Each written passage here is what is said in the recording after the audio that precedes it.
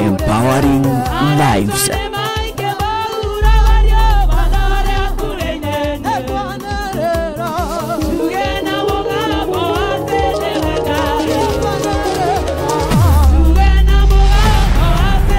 Bethel Clouds TV, empowering lives.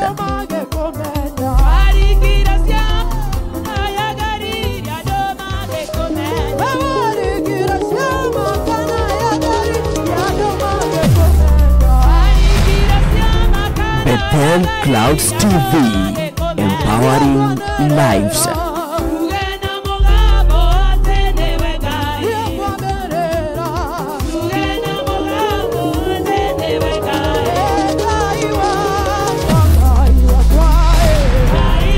Bethel Clouds TV, empowering lives.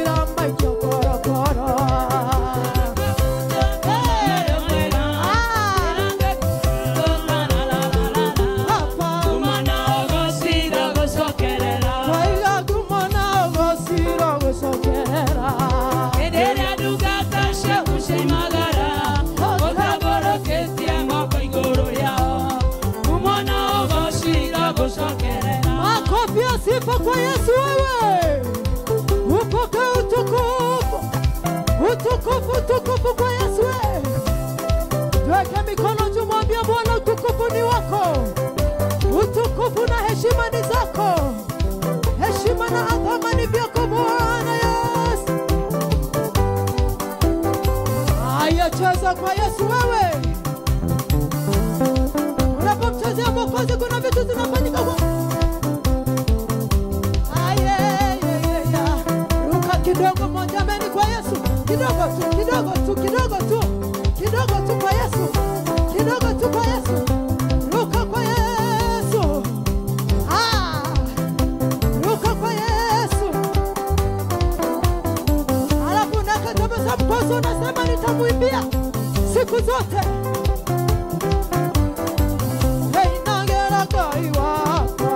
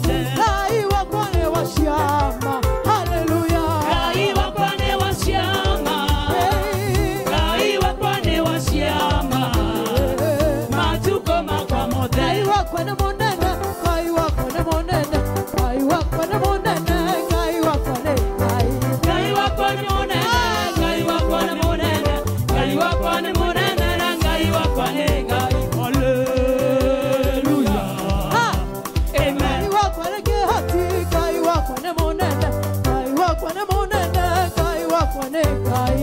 Ngai wakwa ni munene, Ngai wakwa ni munene, Ngai wakwa ni munene, na Ngai wakwa ni Ngai. Hallelujah. Amen. Makofi kwa Bwana Yesu tunapoteremka kule Easter. Kule Easter kwa Yesu. Makofi, makofi. Ninakuatia Ngai wakwa, ninakuatia Tata. Ninakuatia Ngai wakwa, ninakuatia Tata. Ninakuatia Ngai wakwa, ninakuatia Tata mwene. Ninakuatia Ngai wakwa, ninakuatia Tata.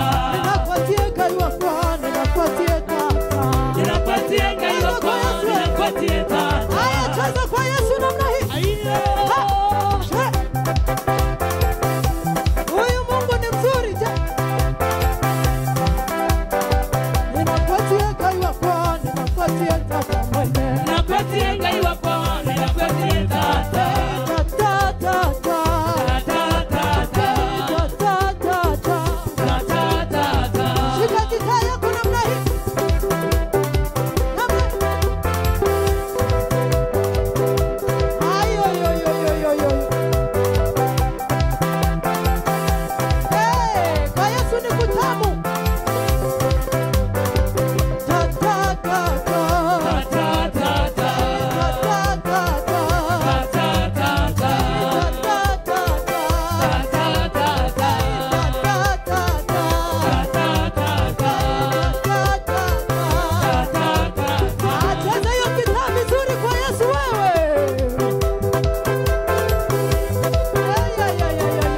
Ya. Kwa Yesu kuna raha huyo. Cheza kwa Yesu. Cheza kwa Yesu yo.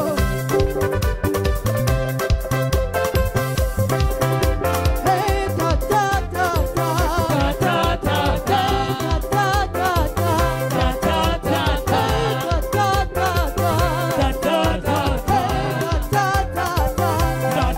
Halala kwa Yesu wewe.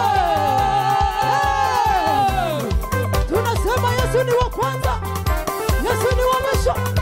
Maana hii kwa Yesu.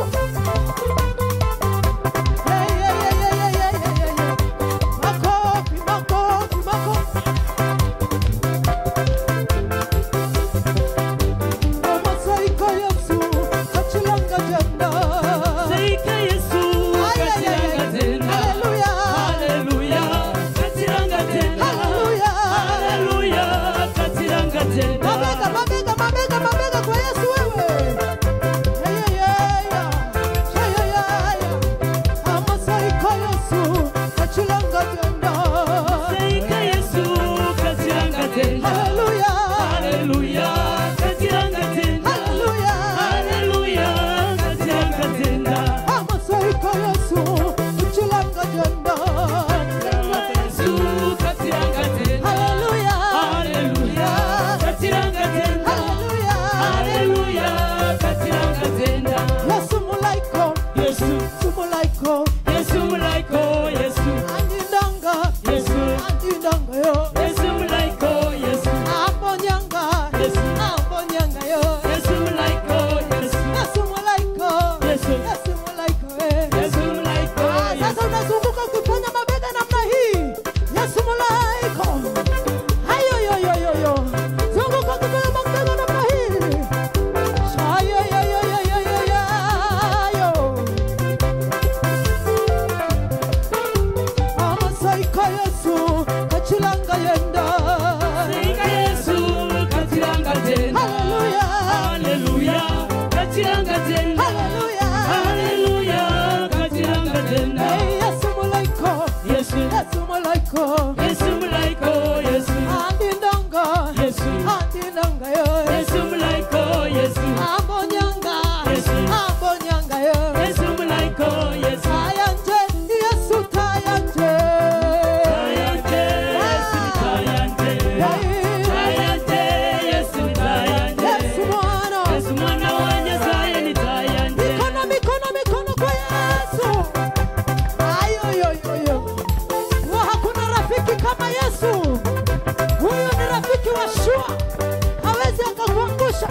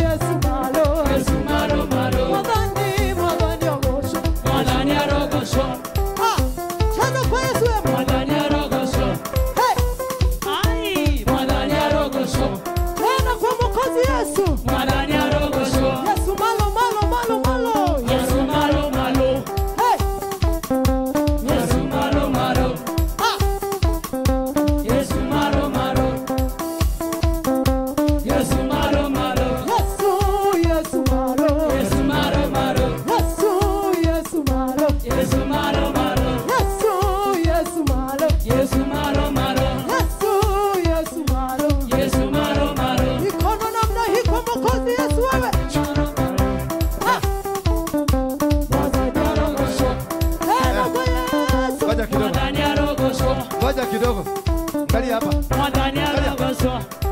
Kwenda hivi. Kwenda chini. Chini. Mwadhani arogoswa. Haya. Chini. Chini. Haya. Panda. Panda. Panda. Panda. Chini. Chini. Chini. Panda. Panda. Haya. Fanya hivi. Nyosha mikono yako hivi. Leo lazima tufanye mazoezi. Sasa kuna watu nataka waende London. Halo. Wangapi wanataka kwenda majuu? Wangapi wanataka kwenda majuu? Haya. Shika hivi. Sasa tunaingia Jomo Kenyatta. Angalia. Ndege inatoka chini. Ikipanda. Haya. Panda. Panda. Panda. Anza. Twende majuu. Twende Seattle. Twende London. Haya, hebu shika kiuno. Kila mtu shika kiuno. Kama unajua wewe si mchawi, shika kiuno. Haya.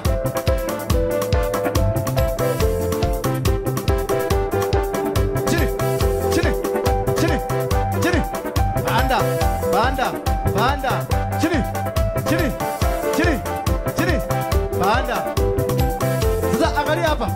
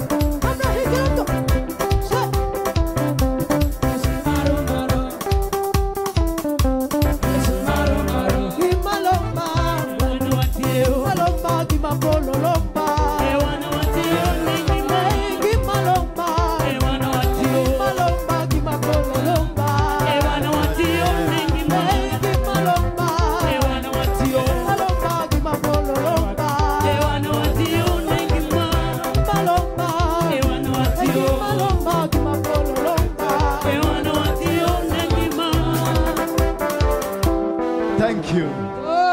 Pigia Yesu makofi. Thank you. Thank you. Tushukuru Mungu kwanza kabla hujaketi. Tusimame tu kwa miguu yako. Na mzee unaweza kutoa hiyo kofia yako si rasmi. Baba tunakushukuru kwa sababu ya upendo wako wa ajabu. Asante kwa neema hii. Asante kwa baraka na kutufungulia milango hii. Na kuomba unitumie tu kama chombo. Nikaweze kuzungumza, kunena na kufanya na kutenda maadili yako na maagizo yako. Na kuomba msamaha Baba wa dhambi zote ambazo mimi nimezitenda kwa makusudio. Zile nimetenda kwa kusikia, zile nimetenda bila makusudio. Zile nimetenda kupitia kwa macho yangu na mwili wangu. Na kuomba Baba ukanisamehe. Unipe kibali niweze kusimama jinsi nilivyosimama kwenye madhabahu hii. Na lolote litakalotoka kwenye kinywa changu liwe ni neno lako. Ni katika jina la Yesu Kristo naomba na kuamini. Semeni amina. Watoto muende mukasome na mumebarikiwa. Twende mumebarikiwa sana katika jina la Yesu Kristo. Na sade hii ingine watoto watatuhubiria. Sade hii ingine watoto watafanya nini? Watatuhubiria. Kuja kijana, Na wasichana hawa, wete tusichana hudu. Tusichana tulete. Tuko na nywele imekaa madhogodhanio. Lete hudu tusichana. Tumekaa nywele imekaa madhogodhanio. Najua kazi ya wanaume ni kutengeneza wanawake wanakaa vizuri. Tulete hapa. Tulete hapa. Tusichana. Tule tumekaa nywele madhogodhanio tu.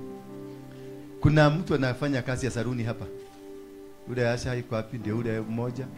Mwingine yako na saruni yake? Yeah? Hakuna, ni yule mmoja.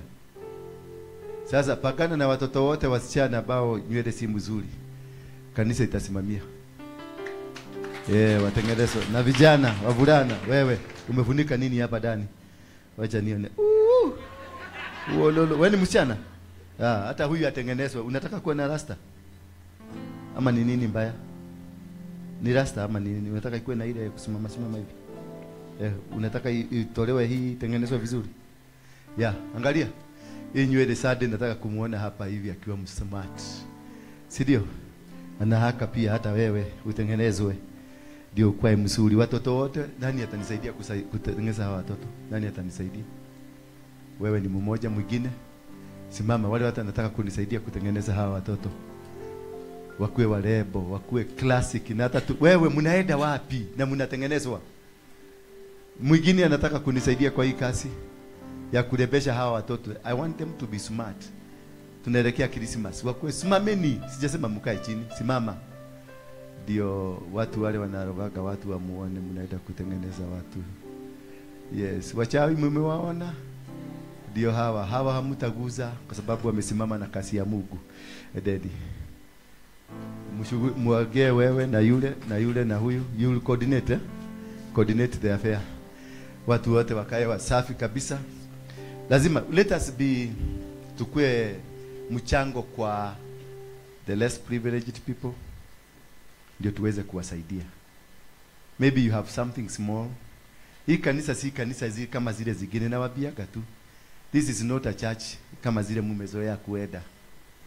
But hii ni kanisa. Unaona shosho kama huyu amekuja. Sasa huyu shosho unafikiria amekuja kufanya nini hapa? Hebu niambie na mafikirio yako, amekuja kufanya nini? Kitu ya kwanza ni jai imemuleta, si Yesu. Bwana Yesu asifiwe sana, kwa sababu mtoto yake alitoroka, aliwachwa peke yake. So kwanza ni ashibe ndio tumwambie Yesu. Maana hawezi sikia Yesu yako kama ako jaa. Ni kweli mama? Shosho, ni kweli? Haoni? Yako lia terere. We muhotu. Yeye muhotu. Wake. Takijire mutumie umwelete Yesu ni mwathani. Atasikia? Hawezi. Bwana Yesu asifiwe sana. Hello, mzee kama huyu unaona ni kama my good friend. Mwana ameanza hata tumakai ameanza kutoa tumakai tagu akuje. Gashwere ni kwenda tothondeke wega. Gaikare uguo. Nikega. Thank you. Nega kurehera gathuti. Wikira gacaici ki ha. 44. Nega kurehera gathuti. No ina futi haha. Nani yako na futi ya kupima? Ya kupima guo, munipimie huyu. 44 ya bao. Sasa utafikiria ni bao unapima. Utampima, tukimaliza umupime ndio tupate measurement ya koti. Huyu atavaa suti. Yes. That is my work. Hiyo ndio ile kazi Mungu ameniitia. Mimi hakuniitia ni kuhubirie uokoke. Ukitaka kukaa na dhambi zako kaa nazo. Hata mimi nakwambiaka niko 10% kuokoka. 10. Hello. Kikodora na uru. That is me. Na hiyo ndio ushuhuda wangu mimi natoa. Na wewe toa yako ndio tutoshane. Si ndio? Salimia mwenzako mwambie karibu leo. Na mwambie leo tuna discuss mambo ya wachawi. Mwambie leo tuna discuss mambo ya nani? Muulize wewe unakuwa mchawi. Ukijiangalia ukijiangalia vizuri, simu kaiza mbele msa mna aibu gani?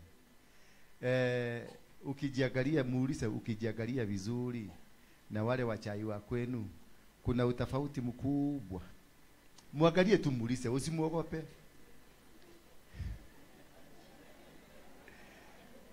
Muulize, hebu muulize, unaona leo kama utakamatwa? Muulize tu, unaona leo kama utakamatwa? Maana leo nimekamata anga yote ya wachawi. Leo tutakuwa na wachawi. Leo nimekamata anga yote ya wachawi. Bwana Yesu asifiwe sana.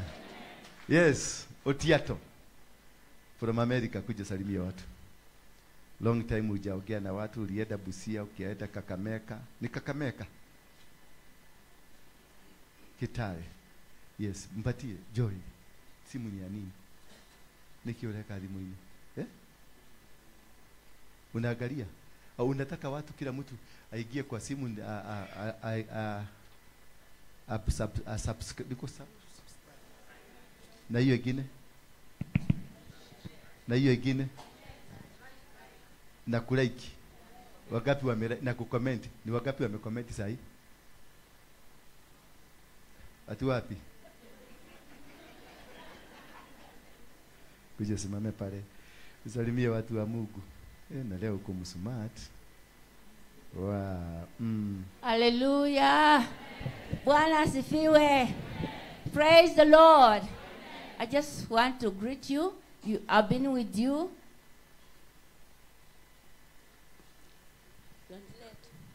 Translate. Oh, I translate. Yeah, They okay. hear English. Okay, good. Haya. I just want to greet you.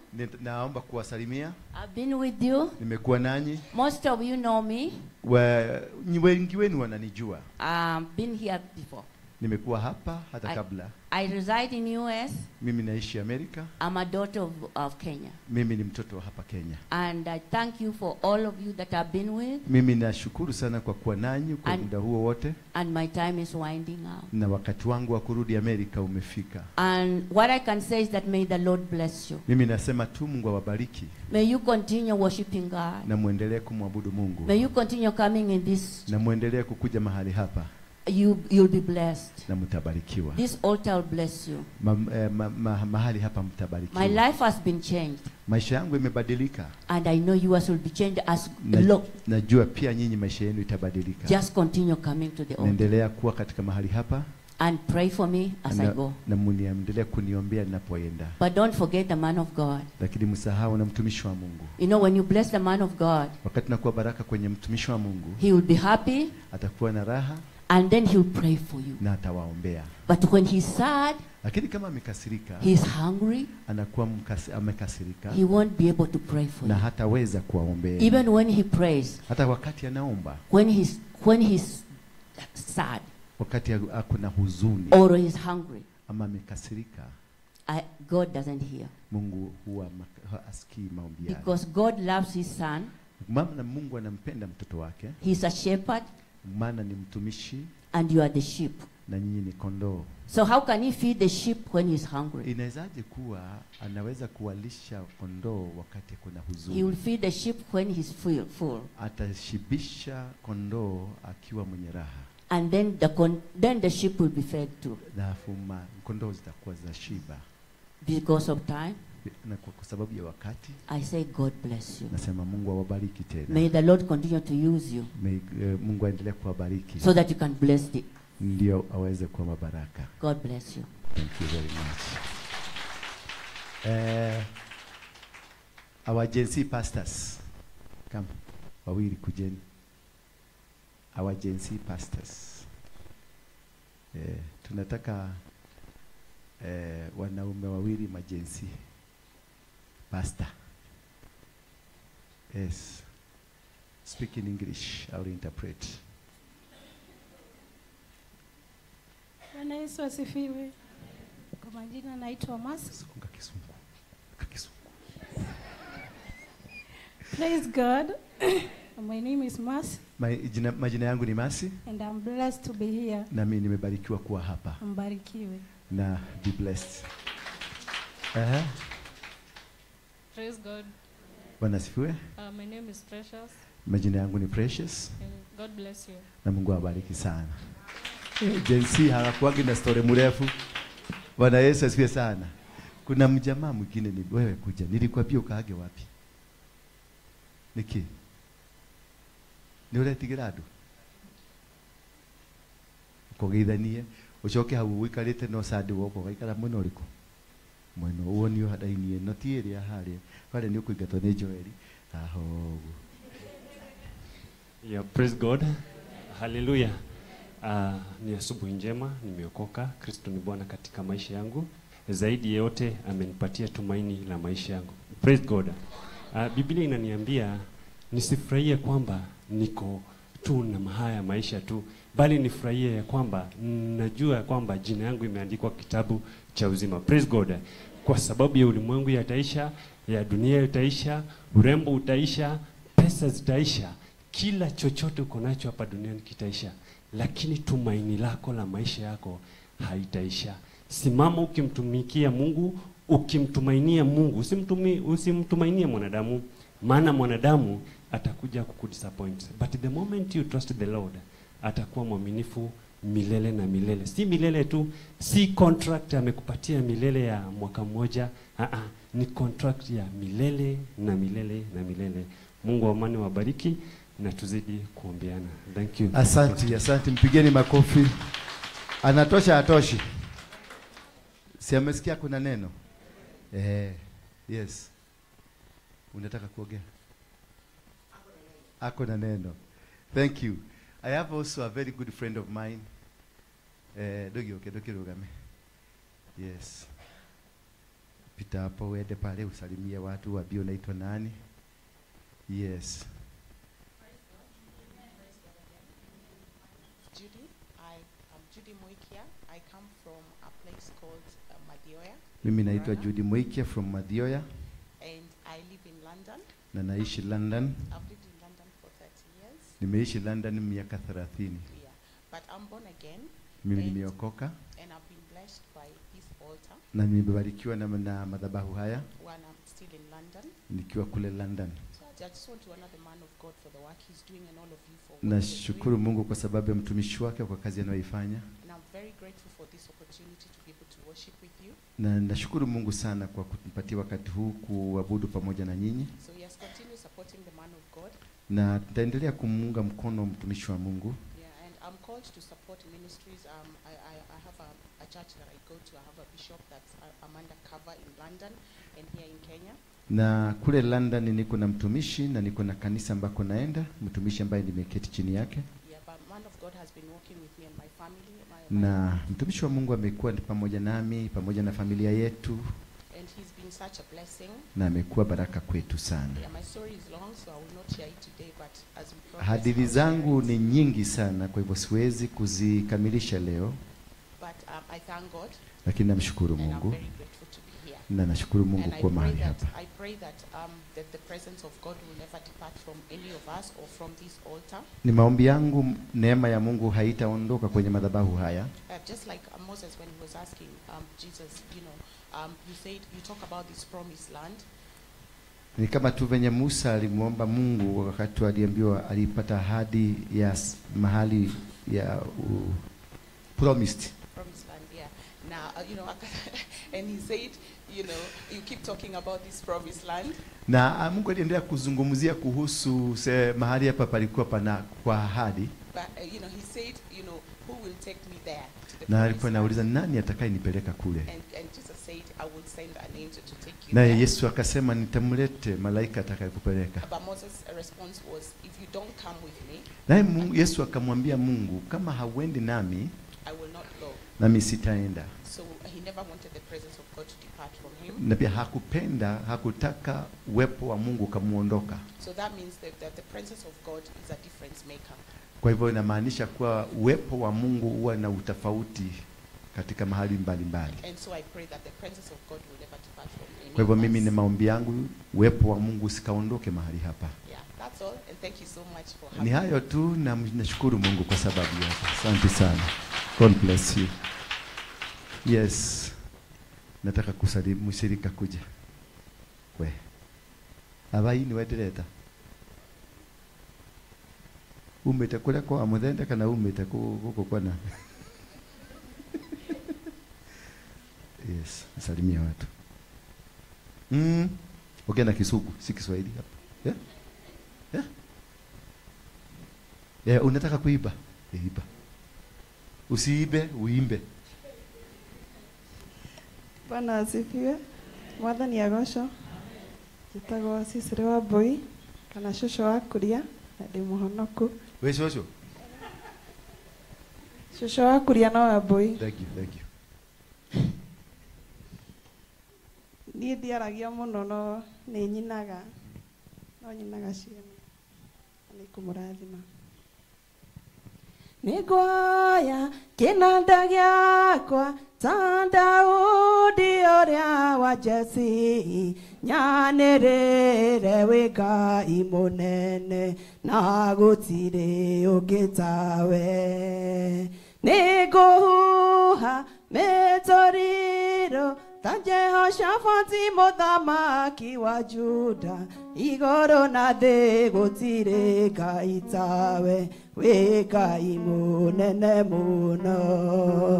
Igũrũ na thĩ gũtirĩ Ngai tawe, Ngai tawe, Ngai tawe. Igũrũ na thĩ gũtirĩ Ngai tawe, we wĩ mũnene mũno. Watumire Samsoni anarĩ mwohe moko na mĩkanda, akĩũraga Afilisti ngiri nyingĩ na ngabucu cia ndigiri. Mamũhingĩra hema-inĩ ciao, Samsoni agakũra thingo, agacitwara irĩma-inĩ. Ngai wĩ mũnene, igũrũ na thĩ gũtirĩ Ngai tawe, Ngai tawe, Ngai tawe. Igũrũ na thĩ gũtirĩ Ngai tawe, we wĩ mũnene mũno. Inyuĩ mũtoĩ Ngai witũ Jezebeli mũtumia mwaganu, mwĩrĩ wake warĩirwo nĩ ngui, gũtiarĩ na mathiko. Mũthuri wake Ahabu thutha wa kuya mũgũnda wa Nabothu, acemanirie na mũgwĩ wa gũtũgũga, agĩkua na gĩthiko. Igũrũ na thĩ gũtirĩ Ngai tawe, Ngai tawe, Ngai tawe. Igũrũ na thĩ gũtirĩ Ngai tawe, we wĩ mũnene.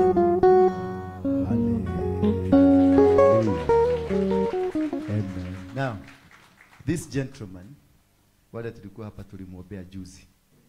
How many were here tukimwombea? Alikuwa na bagi gapi? Na kachupa hapa.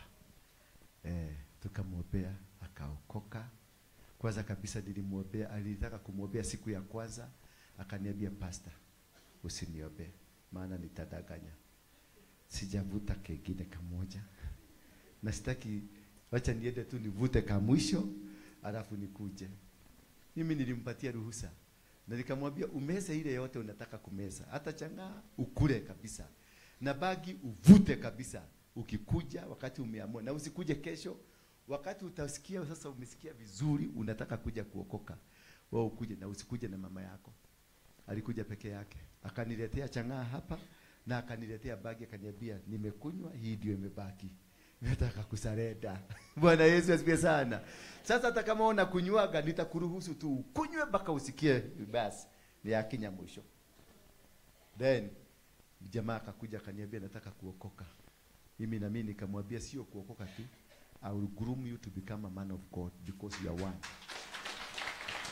Ndio kaivia tu. Bwana asifiwe. Kwa majina naitwa Charles Karedi. Nimeokoka. Nakiri Yesu Kristo ni Bwana na Mwokozi wa maisha yangu.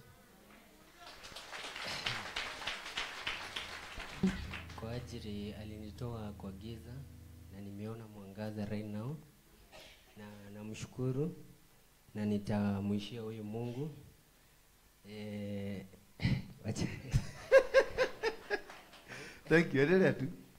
Wacha niseme sisi tunasemanga tunaitanga kikolo ama kingoi. So nilikuwa since January mpaka wakati niliokoka nilikuwa nakunywa every day kila siku, na ni hizi pombe kalikali.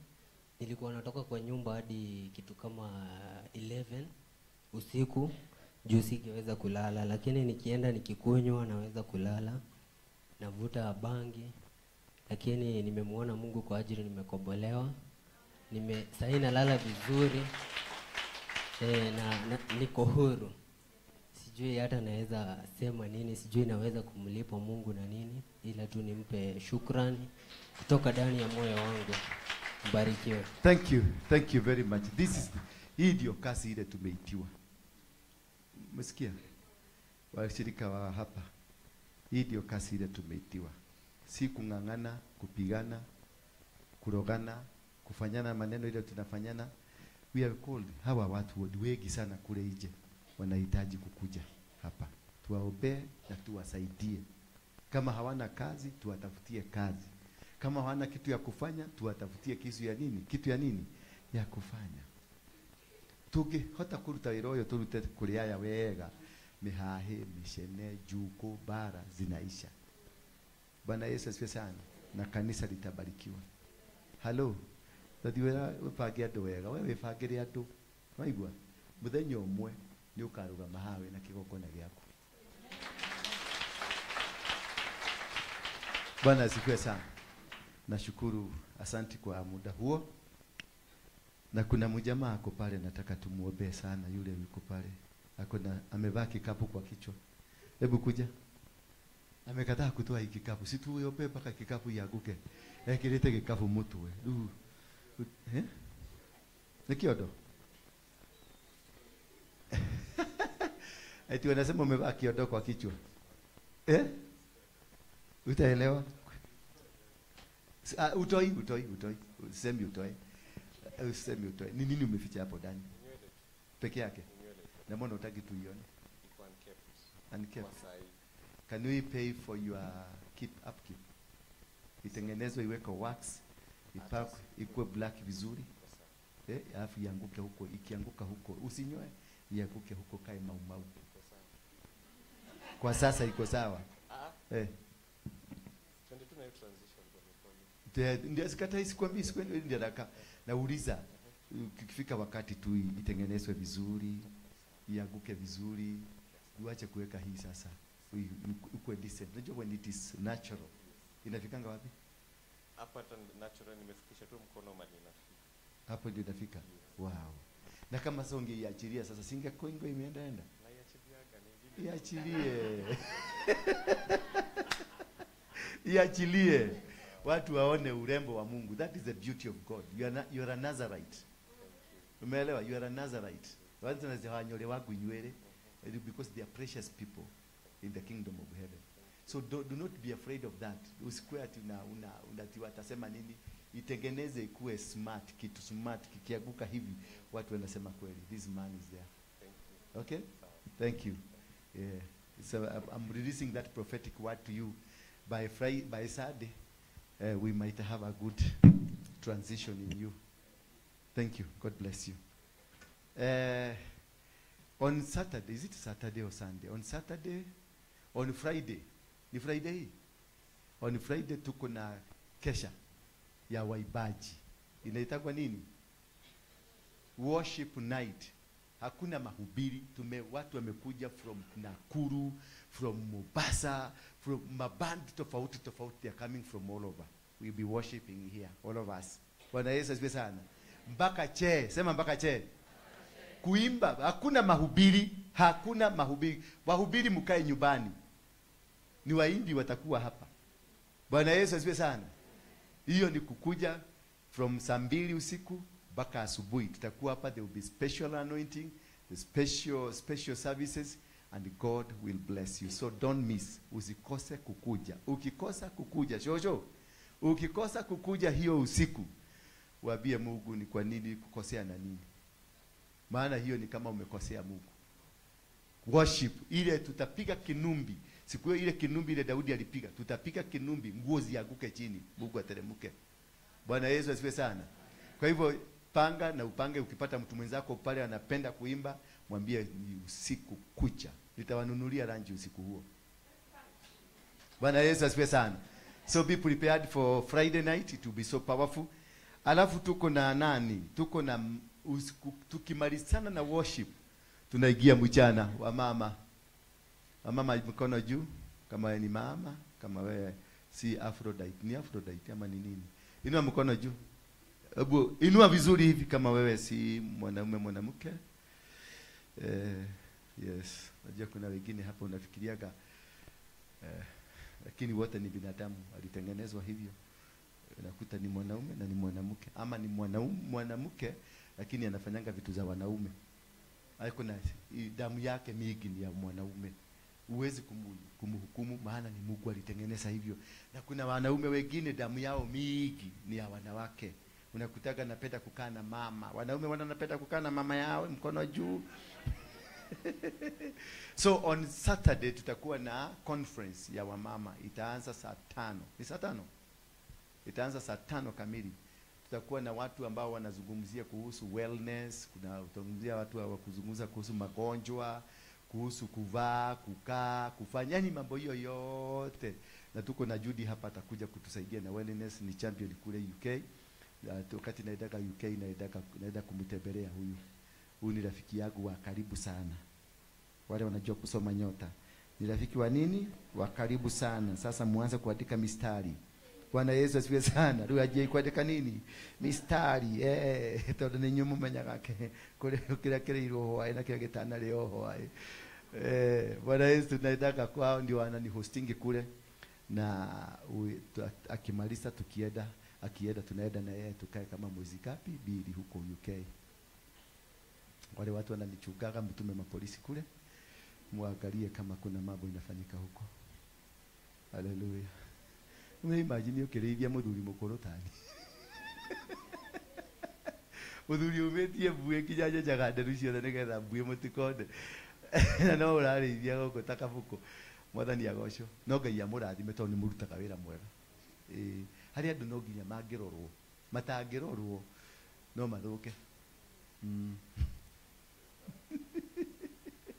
Unaja kuona ikidi ndio cia komerio kidi meriai gidi mumahe ani muka ukokaga na tumai kaiga guku mbere nigetha andu makemeria gidi ri makameria gidi nigetha gaiko kama uyu na mundu aja goita kana ni arutire rithoja ikara ugo tare birigori ru aikarite ugo ni goitwo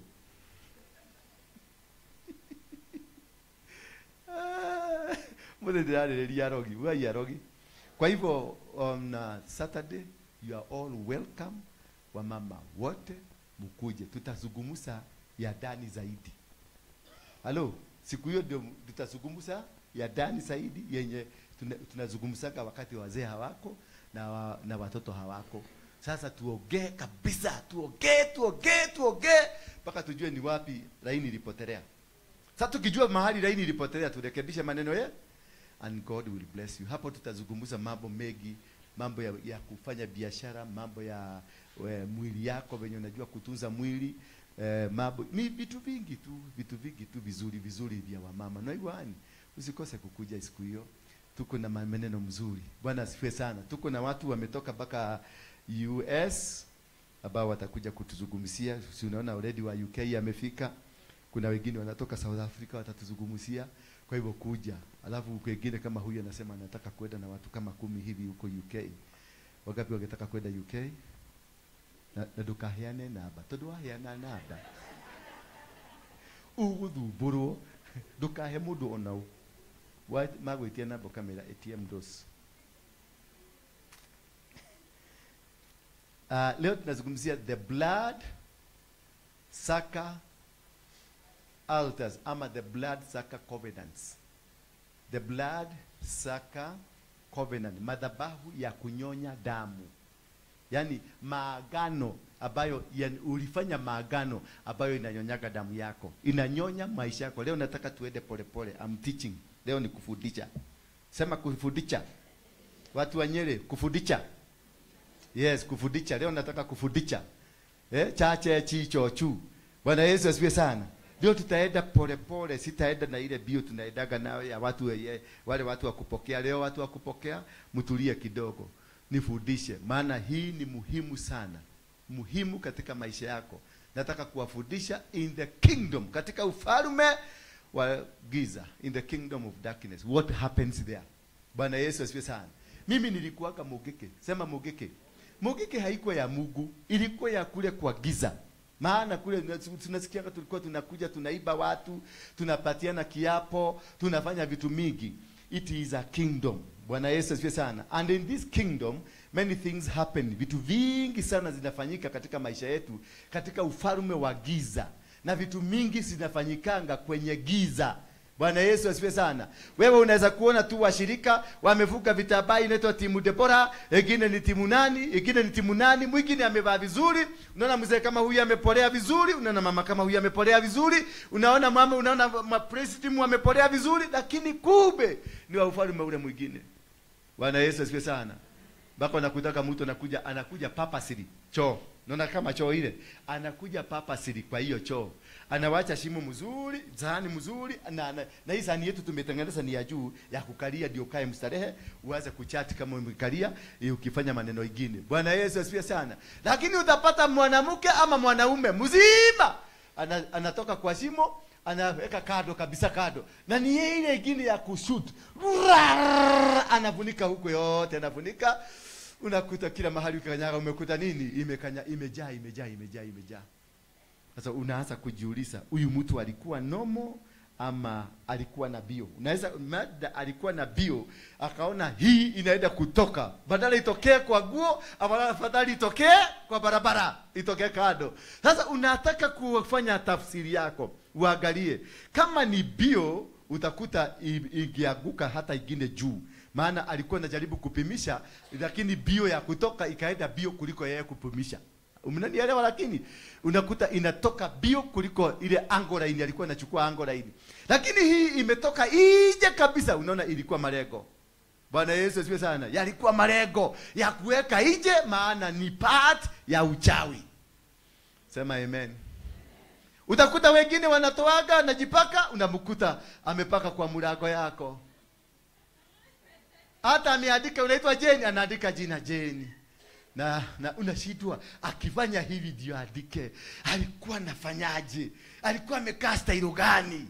Mwingine unamkuta kwa hapo kwa mlango ya kwako, ukienda kufukua tu mlango, unakuta kamewekwa hapo kadogo tonyo, kingine tonyo. Unaona setting ni tonyo kamoja, tonyo kingine, tonyo katatu. Unaona ni tutano tumepagwa kwa mlango yako.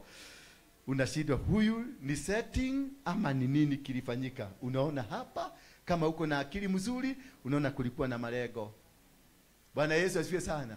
Unaenda unakuta tukatuguo twako twa ndani ulianika, pale ulienda kaandika. Ukienda kuanua unakuta hapo kuna katonyo kadogo, kuna katonyo kadogo, unashindwa. Na niliosha tutonyo tulitoka wapi? Na wakati niliosha kama mpaka tutonyo twangu tukatoka. Tumetoka wapi? Haleluya. Abia mwenzako, leo tunataka kujadili na kuchambua wachawi. Leo lazima tujadili na tuchambue wachawi na operation zao na venye wanafanyaga, ndio muwaelewe hapa. Maana niko na wengi. Hii kanisa niko na wengi na ni professional. Real professional. Kuna mwingine alipigia jamaa mwingine simu akamwambia, huko nilitoka. Na kwa sababu nilitoka huko, hata huko mtafuga. Sasa unaona huyo anakuambia alitoka. Kwa hivyo alitoka na sababu. Na akijua mimi nikienda kuna kakaba nilikuwa nimeweka huko, nitavuruta kaba yangu, watu waaguke chini. Sasa amekoja watu waaguke, amekoja na kaka kwa skrini akiangalia watu wameaguka, anaona watu wanaendelea kukuja. Anakuja anaona ni ule ni nani? Ule ni Charity. Kwani Charity hajaenda na tulikuwa tumeagana tuende pamoja? Kwani Charity aliwacha kama nimetoka huko na yeye akarudi? Anaona mwingine hapa, naona mwingine hapo. Walikuwa wamepaka pamoja, lakini wengine walimwambia mimi siendi. Maana waligundua huyo mudu akorwa alimorogi na oketego kwa reke alimorogi. Bwana Yesu asifiwe sana. Kuna watu wanakujaga papa siri kanisani hawakuokoka na hawajaokoka. They are here just to be witches because they are on a mission. There are people who are on what? A mission. Wako kwenye mission. Wako kwenye mipango. Wako kwenye mipango yao ya kufanya kazi. Na ni anointing anakuaga nayo. Si ati ni kitu anakuanga kutafuta. Wengine walizaliwa wakiwa wachawi. Na kunao tulizaliwa tukiwa manabii. Bwana Yesu asifiwe sana. Na kunao tulizaliwa tukiwa makings. Na kunao tulizaliwa tukiwa biashara. Na kunao tulizaliwa tukiwa kitu tofauti. Kila mtu alizaliwa akiwa na kunao purposely. Shetani aliwaleta hapa duniani kusumbua watu. Wakati ulizaliwa kama wewe ni prophet, kuna prophet wa shetani alizaliwa kwa sababu yako. Wakati ulishaliwa kama wewe ni mwanabiashara mkubwa, kuna mtu mwenye biashara kubwa kwa shetani alizaliwa kuja kumonitor movement zako. So every move that you make in your life, kuna kitu ambacho kimefanya. Ndio naona mzee kama huyu wako hapa anahangaika akiwa Nairobi. Na huyu mzee Nairobi ikigawiwa alikuwa mnafikiria hiyo kitu? Hawa wazee unaona marafiki zangu hapa. Nairobi ikigawiwa walikuwa sasa, hiyo Nairobi ilikuwa Makogeni, ilikuwa Karoleni na ilikuwa hapo Jericho. Huko kwingine Kayole kulikuwa empty. Baka Ruai kulikuwa empty. Baka huko kule shoka nataka kwate. Kubere. Mara na wapi? Na Kantafu. Kulikuwa empty. Upande ya Gongu yote ilikuwa empty. Gongu Road kutoka hapa City Moshal ilikuwa kichaka. Wende kutoka Western Kagemi huko kwenda huko kulikuwa kichaka. Lakini huyo mtu hakupata hata kaichi kashaba. Na walikuwa na pesa, nakwambia mkuna mzee rafiki yangu ananiambia mimi nilikuwa na pesa. Mimi nilikuwa na pesa. Nilikuwa napaga wanawake mmoja hapa, mwingine hapa, kuna wakupagusa mguu, kuna wakupagusa kipara, kuna wakufanya hivi, kuna wakufanya hivi. Walikuwa na kila mtu akinipagusa mguu na muachia shilingi 100, na siku hiyo 100 ilikuwa shilingi 1100 ya saa hii. Alikuwa anapatia mama hivi. Na siku hiyo ploti hiyo unasikia ploti inakatwa huko, inakatwa na shilingi 2000, na shilingi 800, shilingi 700 na hana. Sasa unachika, ni akili hakuwa nayo? Hapana, alikuwa na akili. Maana alikuwa anajua kutafuta pesa. Lakini akakoseshwa jinsi ya kuingia kwa udogo. Pesa iliingia kwa mfuko, lakini ikaambiwa isiende nini? Kwa udogo. Bwana Yesu asifiwe sana. Na unakuta mtu mnafanyaka naye kazi. Wewe unanunua gari, mnalipo mshahara the same. Wewe mnanunua gari lakini yeye hana. Wanaenda sasa kuuliza huyu mtu tunaonaga kama ni mwizi. Lakini wewe ulifanya saving, ukaenda gubato, ukaenda nini, ukatumia hiyo akili. Sasa hiyo akili ulitumia ndio nataka tuchambue leo. Maana hiyo akili mbona haikwenda kwa neighbor, ikaenda tu kwako? Na mbona ni nini kilifanyika? Na ulikuwa na pesa, na watu walikutabua, na watu walikuonaga wanasema huyu ni mtu ajabu, lakini hana kitu. Sasa hiyo ndio nataka leo tuchambue, tukaangalia. Hii ni topic mrefu sana ya blood saka, tutaenda another 2 Sundays na Wednesdays ama 3 Sundays na Wednesdays mpaka tuimalize, maana tumalize ugonjwa wa hii nyumba once and for all. Maana kuna watu nafikiriaga hapa na kwebe mwana ni agosho. Kumbe amejipaka hii na amekuletea. Mwana ni agosho. Sio watu wote wanasalimia yako, na wakati mwingine ukikuja kunisalimia unaonaka nimerudisha mkono nyuma. Hapana, Mungu ameniambia huyo ni blood saka. Na nataka tu kukuhusisha tu kama muidi. Unajua muidi hawezi kupatia wewe pesa kabla hajaenda kwa choo. Lazima aende kwa choo anyambie pesa, akinyambia alafu anakupatia. Hiyo pesa haiwezi ikakusaidia. Hata kupatia hata milioni 1 haitakusaidia. Hivyo ndivyo waidi wanafanyaka. Hata salary wakipatiana salary inachelewesha kwa anaenda kwa choo nazo na pesa yote, anafanya dwi. Alafu anatoka. Anakuja na wapatia pesa. Unakuta pesa ya muidi inaishaga na 2 days. Salary anamekupatia saa hii, kesho hauna pesa. Kesho umerudi kwa branch. Umerudi kwa inaitwa nini? Advance. Na hiyo nyingine fuliza. Na hiyo nyingine mshwari. Bwana Yesu asifiwe sana. But what is the reason? Ni kwa nini mambo haya yanafanyika? Tumeokoka, tunaendaka kanisa, tumesoma, tunadhioma. Na kwa wale watu wengi tunadhioma na kuta ndio tuko na shida mingi sana. Ni kwa nini? What happens? Wale watu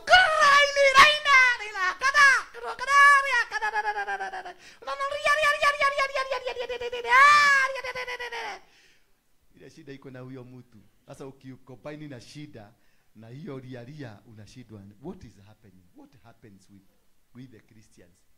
Walokole ambao tumeokoka, ambao tunajua Yesu, ambao tunajua kuvuja madhabahu ni nini ilikutufanyikia. Wakatoliki tunasemaga wataenda kuchomeka maana hawajui Mungu. Unakuta wao wanaendesha magari mazuri, ukienda kwa compound ya Makatoliki magari imejaa. Sasa hapa nikienda hapa nje nitakuta motorbike mingi na baisikeli mingi.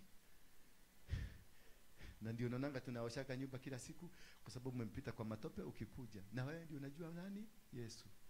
Waislamu hawajui na watabui hiyo Yesu yako. Lakini Waislamu naona kila kigari anasimamisha kwa msikiti yao.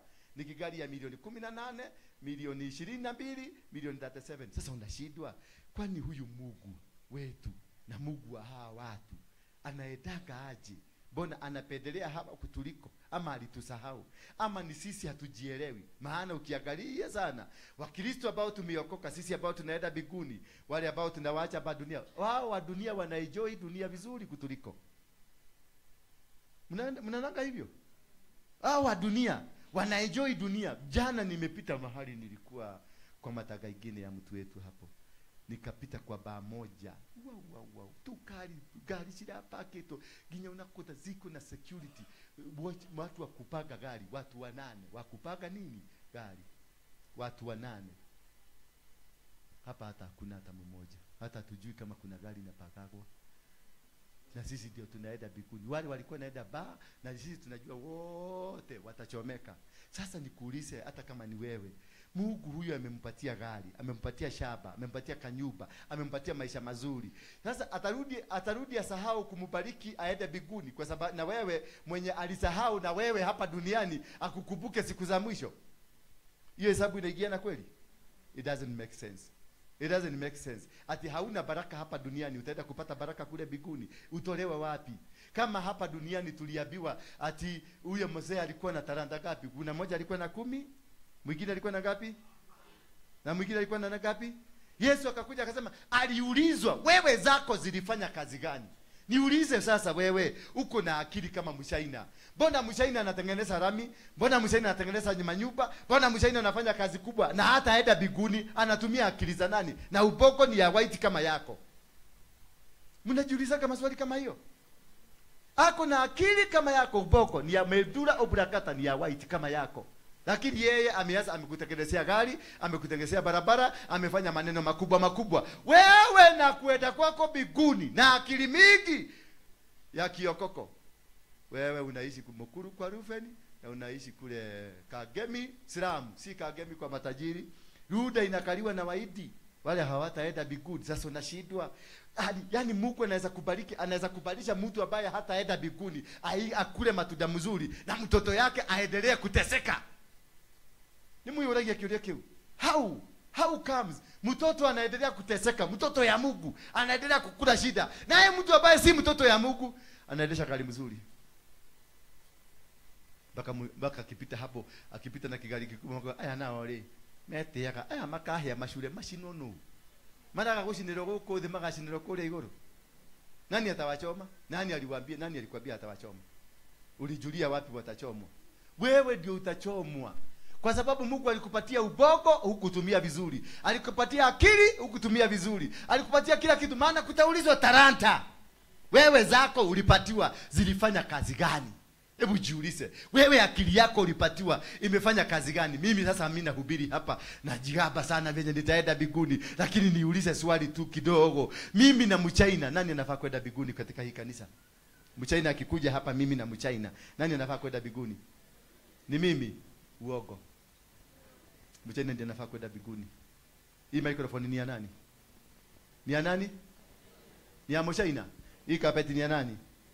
Hii kitu ni ya nani? Hii Biblia makaratasi imetengenezwa na nani? Hii speaker ni ya nani? Hii TV ni ya nani? Ni nini nimeweka hapa? Apart from kelele. Apart from ya venye nitaenda biguni. Hiyo tu ndio niko nayo. Mwenye amefanya Mungu atukuzwe ni Mchaina. Mwenye Mungu angalia kabisa ni kanani? Kabla kamaji mnakunywa na practice za nani? Kaguo umevaa kanani? Hii imebeba, hii chuma mmebeba hapa imekuwabeba ni ya nani? Sasa ni nani anafaa kusikilizwa? Ni wewe ama ni Mchaina? Sasa tuseme Mungu ni mtu akuje akae hapa. tuweke Mungu hapa ikarira hau Ngai tumwire riu utachagura nu wagirwo ni guturu ni ndani anafaa kuwa kwako. Ulete Mkikuyu hapa na Mjaluo na Mkamba walete hapa apart from kujua wa Muthede ni nani na kujua maneno kama hiyo. Ni nini ingine tunaweza kupresent kwa Mungu? Niki ungepresent mbele ya Ngai? Akili yako yote na miaka yote amekupatia. Ni nini unaweza? Chemoshaina atasema I preached. Speaker ni yangu. TV ni yangu, saa ni yangu, rangi ni yangu, mataa ni yangu. Ni nini ambayo si yake hapa? Kiti ni yake. Ni nini hapa? Floor hii, bao hizi ni saa nani? Ni saa Moshaina. So wewe utaambia Mungu nini? Utaambia kazi. Mungu naye akwambie lete yako na wewe. Utasema nini? Yeah? Utasema nini? Tunaongea tu. Tunaongelea wachawi. Nataka tukimaliza hii uniambie mchawi ni nani. By the time tukimaliza hapa, tuelewe ni wewe ama ni Mchaina mchawi. Bwana Yesu asifiwe sana. Ni nini hauna ya Mchaina hapa? Na unasemeka vitu za Mchaina ni fake. Na ndio natumia. Ni yeye Mchaina atachomeka. Wewe utaenda biguni. Ulipatiwa akili na Mungu. Akili hapa. Ukipasuliwa hapa, uko na kitu ya white hapa inakaa ujiuji. Mchaina akipasuliwa hapa, iko na kitu ya white inakaa ujiuji. Mlipatiwa the same. Bwana Yesu asifiwe sana. Mlipatiwa wewe apart from going to heaven. Watachomeka. Siku hiyo ikifika, watu watagaragasa, watagaragalia, watagaragasa. Yaani niambie Mungu akichoma mtu wako na akili, awache mtu hana akili. Just tell me, Jerama. Yaani kwani Mungu anakuwaka mjinga namna gani? Achome mtu wako na akili. Mtu mwenye amebadilisha dunia imekaa beautiful. Mtu mwenye amefanya dunia umekaa mzuri, hata nyumba zimekaa, magari zimekaa, maisha imerahisika. Na alituambia katika Genesis 1, be fruitful and multiply. Nani amekuwa fruitful? Ni wewe ama ni Mchaina? Alafu sasa wewe uende page raidi pale waambie Mungu nimekuja. Hey, I am a soldier in the army. Sasa hiyo bako unatembea, ningala gule yako ile. I am a soldier in the army. I am a soldier in the army of the Lord. Sasa na Mchaina anakuja hata haipi. Haipi. Maana mpaka hiyo natumia kusema you are a soldier ni ya Mchaina. Mchaina anakuja anachukua vitu zake mpaka anakuambia toa nguo. Kanaona kama tageto ileta nguo. Wakisema wanataka vitu zao. Nyinyi mnaenda biguni muende bila vitu zao. Si mtatoa zote. Alafu sasa tuende biguni kwa Mungu anauliza wewe mbona uko uchi? Utaambia Mungu uko uchi kwa nini? Ati Mchaina amechukua vitu zote. Hukuwa na akili ya kutengeneza kama hizo. Bwana Yesu asifiwe sana. Nataka leo tufikiriane. Tutumie akili kadogo tufikiriane. Tuone tulipotelea wapi. Maana tulirogo. Kwa sababu hatufai kukaa namna hiyo. Afrika ndio tunatoaka chakula yote. Afrika ndio kuna gold yote. Afrika ndio kuna diamond yote. Afrika ndio kuna kitu, kila kitu. Afrika ndio Garden of Eden. Lakini we are beggars. Ile kitu tunajua ni kurogana, kuuana na kufanya mambo baya baya. Unachaka unashidwa. Mungu na akili zake zote akaweka gold Afrika. Na akili zake zote akaweka diamond Afrika. Na akili zake zote akaweka kila kitu, kila mineral unataka dunia hii. Baka ile nitengeneza nuclear bomb. Amerika hakuna, France hakuna, Russia hakuna, hakuna. Inatoka hapa Kenya, nyingine inatoka Sierra Leone, nyingine inatoka Burkina Faso. Unasikia France wako na nuclear. Israel wako na nuclear. Amerika wako na nuclear.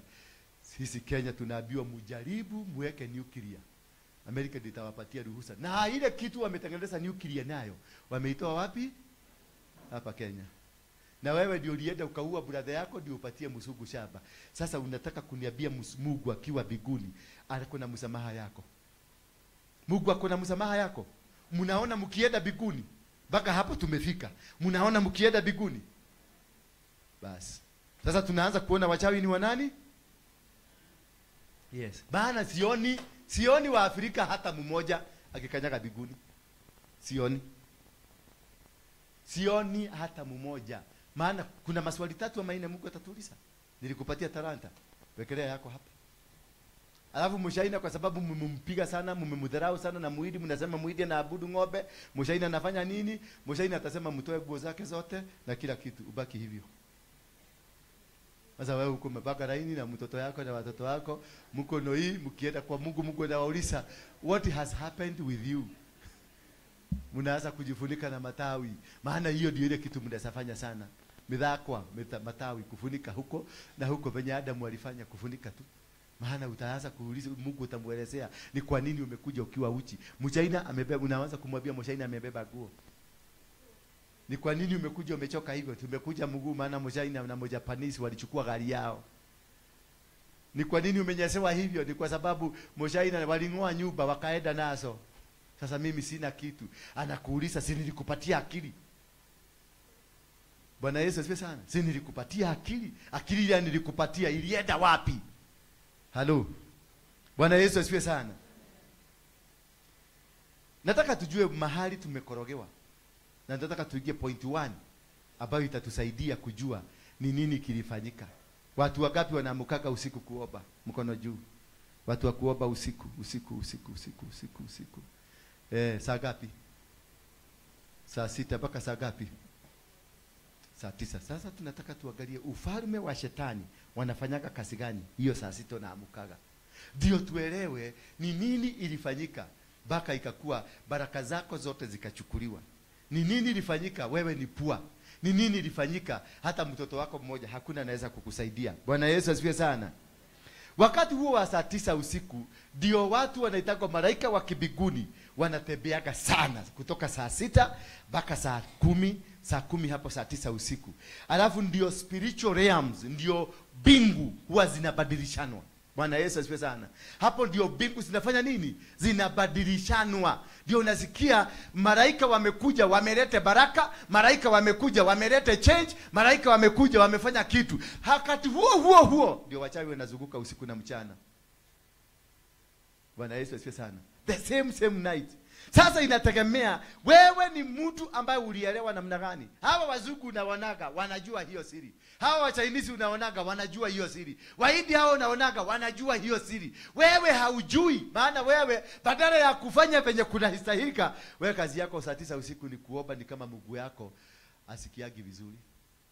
Unajua kuna mgeni anaweza kukutembelea maombi ile anaomba na ile sauti anatengeneza huko, unashindwa huyu mtu wanakuwa ni Mungu yake anakuwa hasikii.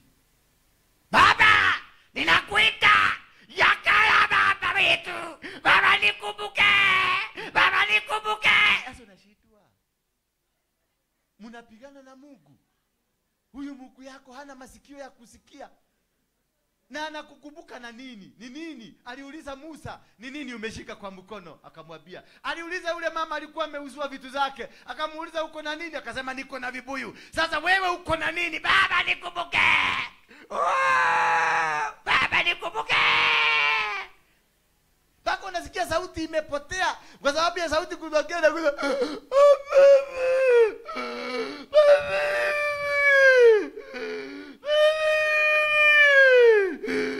sasa malaika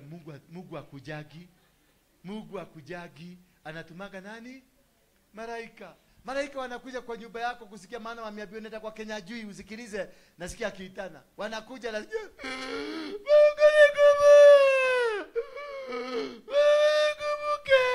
malaika anasikiliza, anasikia hakuna sauti, hakuna kitu unasema. Anarudi juu anasema Kenya juu amelala, lakini puda zake zinapiga kelele. Na alisikia mlio na sauti ya puda. Hakusikia pauti, ama alisikiliza akaona ni Kenya juu yetoro. Ne puda ilalira. Sasa unasikia kwa sababu anasikia labda ni puda zilikuwa zina make complain hazijashiba. Unaona nyasi inaanza kumea hapo kwa nje, puda zinashiba. Unashinda unaona puda ndio zinashiba, ng'ombe zinashiba, lakini wewe kwako hakuna chakula. Maana alisikia mlio ya puda, unaulilia kama puda. Kuna wengine wanaobaka wanaliaga unaomba naona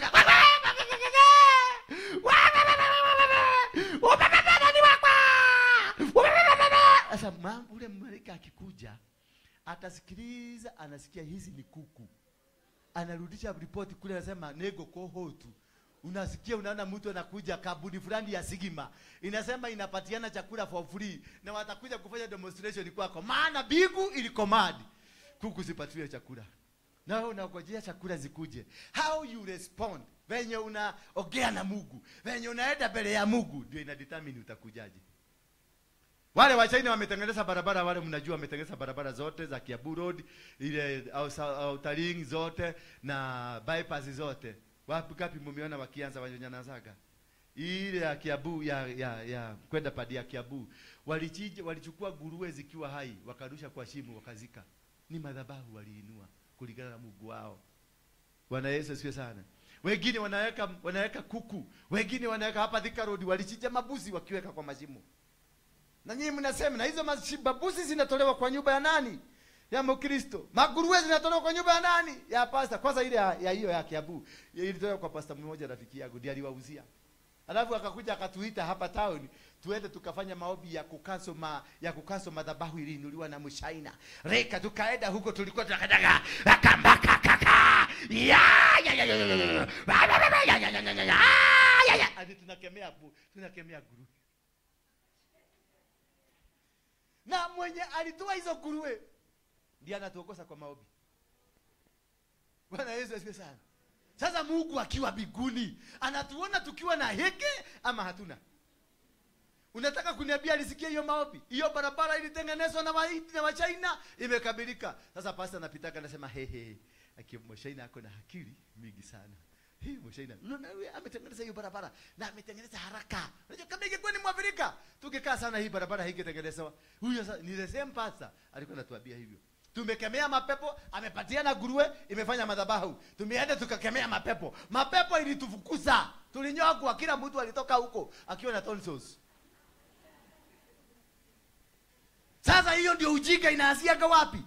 Ujinga ya Mwafrika ama yetu ilianzia kwenye madhabahu. Haikuanzia kwingine. Maana tulipatiwa akili the same. Na sasa sisi tukapatiwa shamba mzuri Afrika, shamba mzuri sana. Unalima. Jua inakuaga hapa. Jua 12 hours, usiku 12 hours. Uliza hawa. Mara ya mwisho kuona jua UK ilikuwa lini? Saizi baridi iko namna gani? -5. Baridi. Huyu ni kutoroka ametoroka.